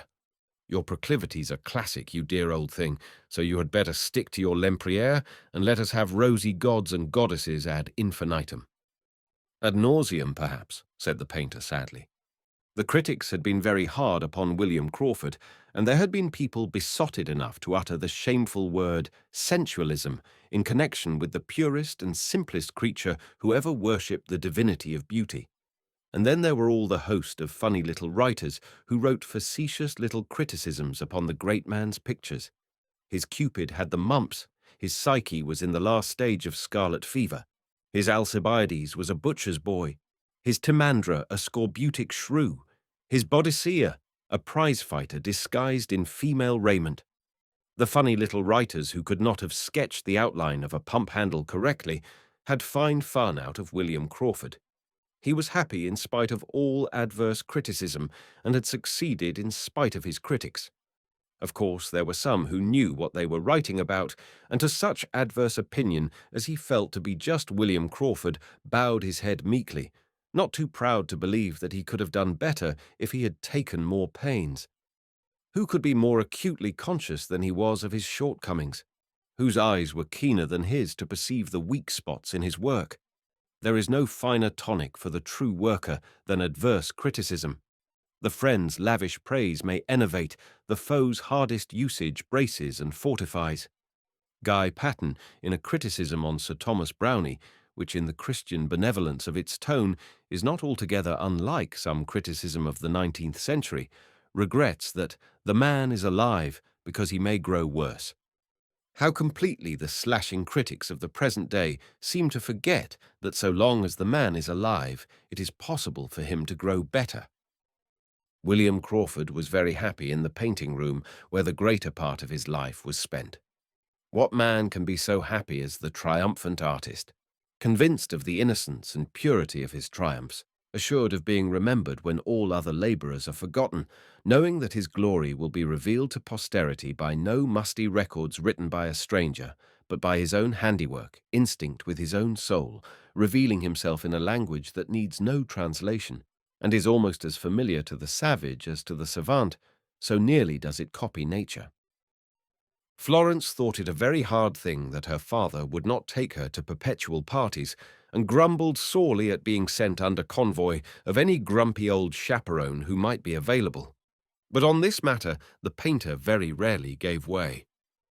"Do you know how long art is, as compared to a man's life?" he asked.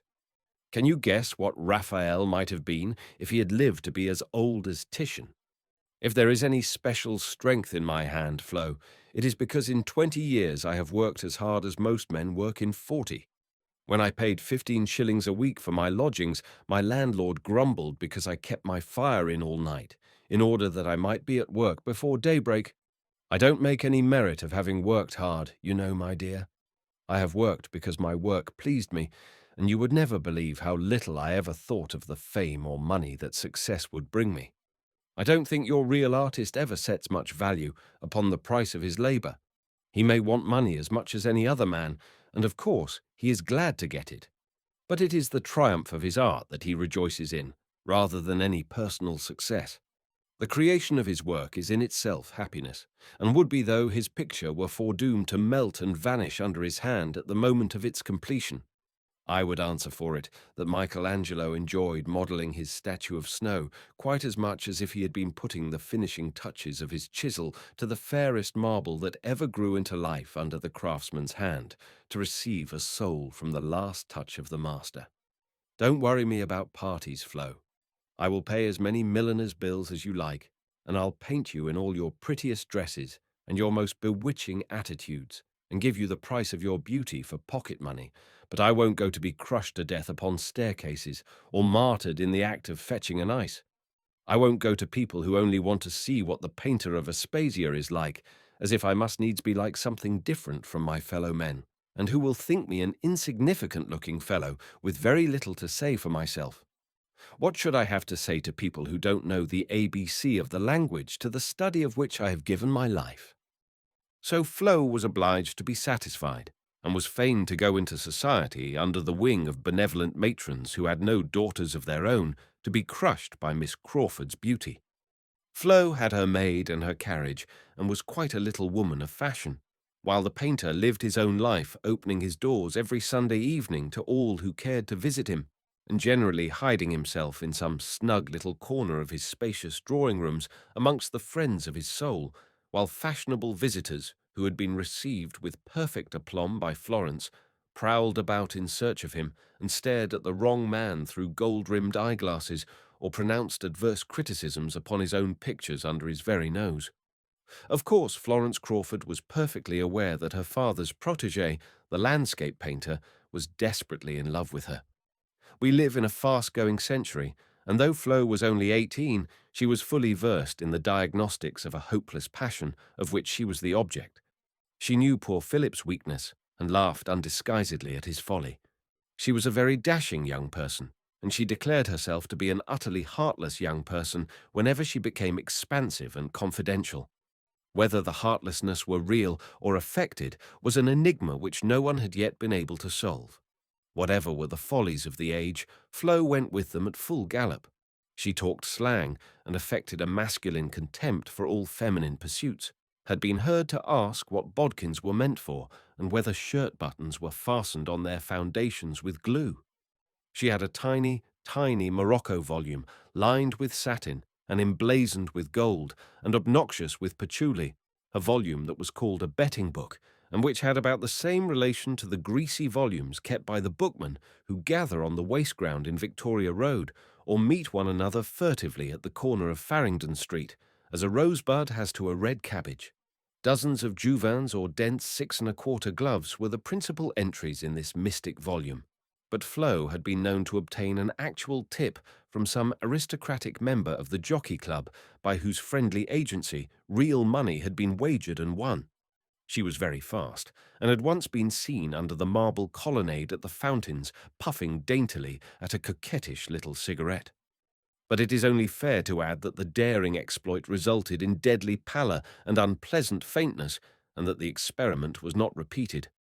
She had her horse and her own groom, a steady old fellow who helped in the garden, and of whose boots and costume poor Flo was inclined to be rather ashamed when she met her stylish friends in the Row.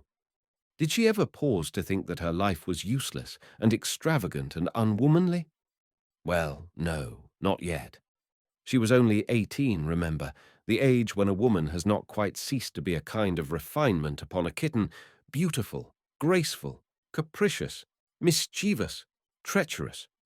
She was at an age when a woman is apt to take pleasure in treading on masculine hearts, and if remonstrated with upon her cruelty, would be quite inclined to echo the question of the poetess, and cry, Why should a heart have been there in the way of a fair woman's foot? Flo insisted on making a confidant of Cecil.